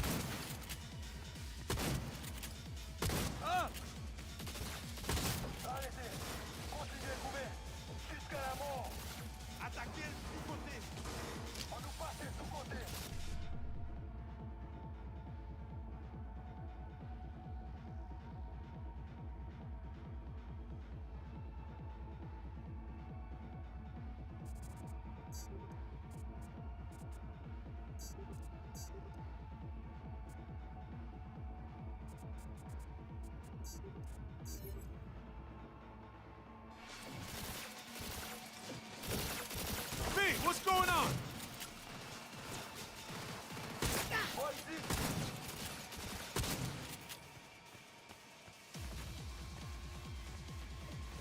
Reloaded.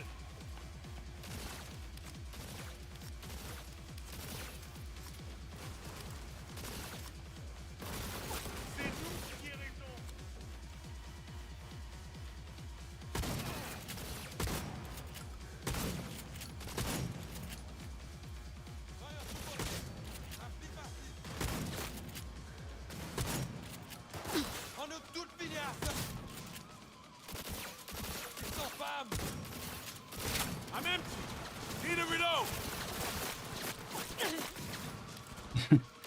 Well armed, huh? It looks like shit on the OBS display in 30 FPS. Really need to fix that for the next stream.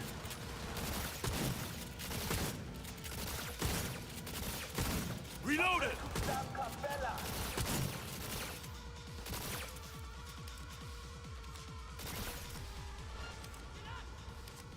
Fine work.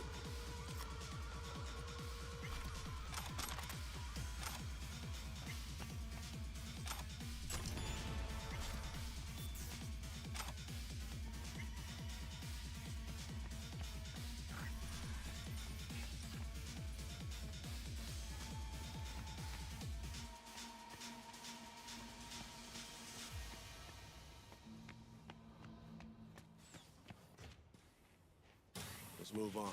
Find a quiet corner. Quiet corner.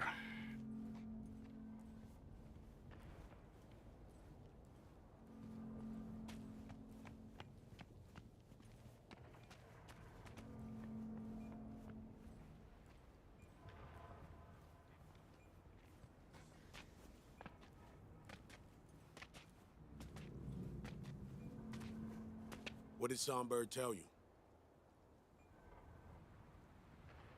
She's tapped into the Black Wall. Didn't deny it. No big thing. Kinda. We need to find her, fast. Did she drop any coordinates? Sung needs our help, Reed. Hansen's nabbed her, holding her for reasons. God damn it. I can't imagine any worse news than that. Black Sapphire. Said Hansen's throwing a big bash there. We get in, she'll find us. Any idea what and where this Sapphire is? Over there. See the taller of the two scrapers? Next to the one with the big-ass screen. Next to the one with biggest screen. Hotel ended up a failed multi-billion Eddie investment. More Hence its bitrate. fortress, smack in the middle of Dogtown. We can't just barge in. I think YouTube can handle a lot of Open the door either. Alex and I will pull some strings, run our contacts. You do the same. bitrate. You know, think of who you know around here. Maybe it won't happen on an idea. Find a way. No local fixer. Goes by Mr. Hands. Could ring him. Do it. We'll be in touch. Right now I am at 10 megabits.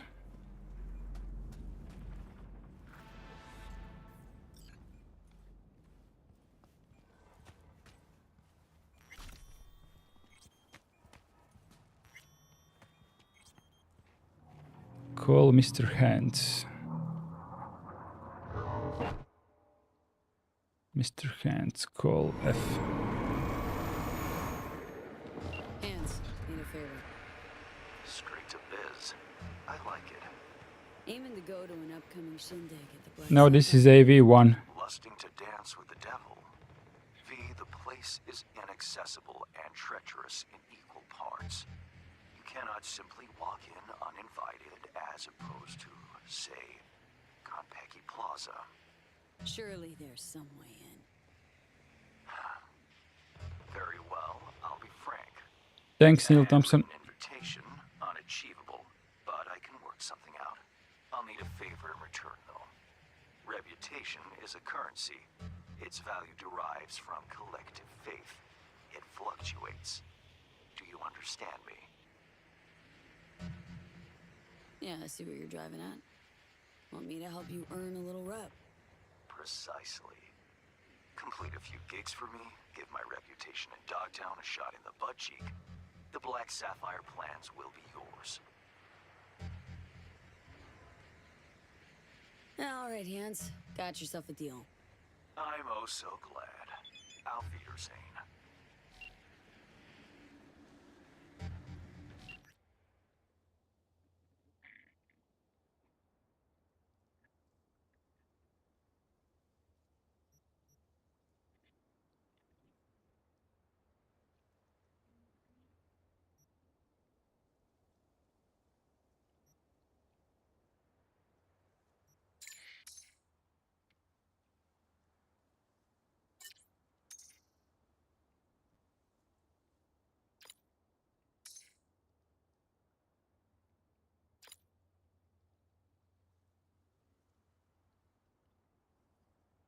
Okay.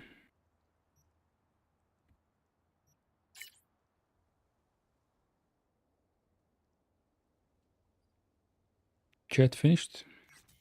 Okay. Shit!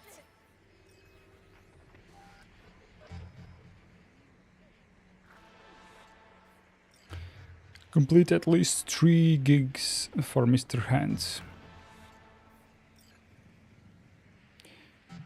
Oh, we'll do that next time. Not in the mood for too much playing today. Also, streaming in 30 FPS is like a bit stupid.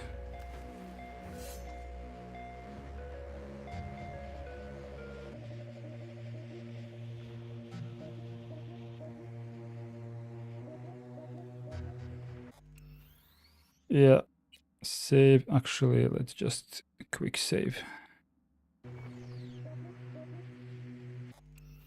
But we can do 2 saves.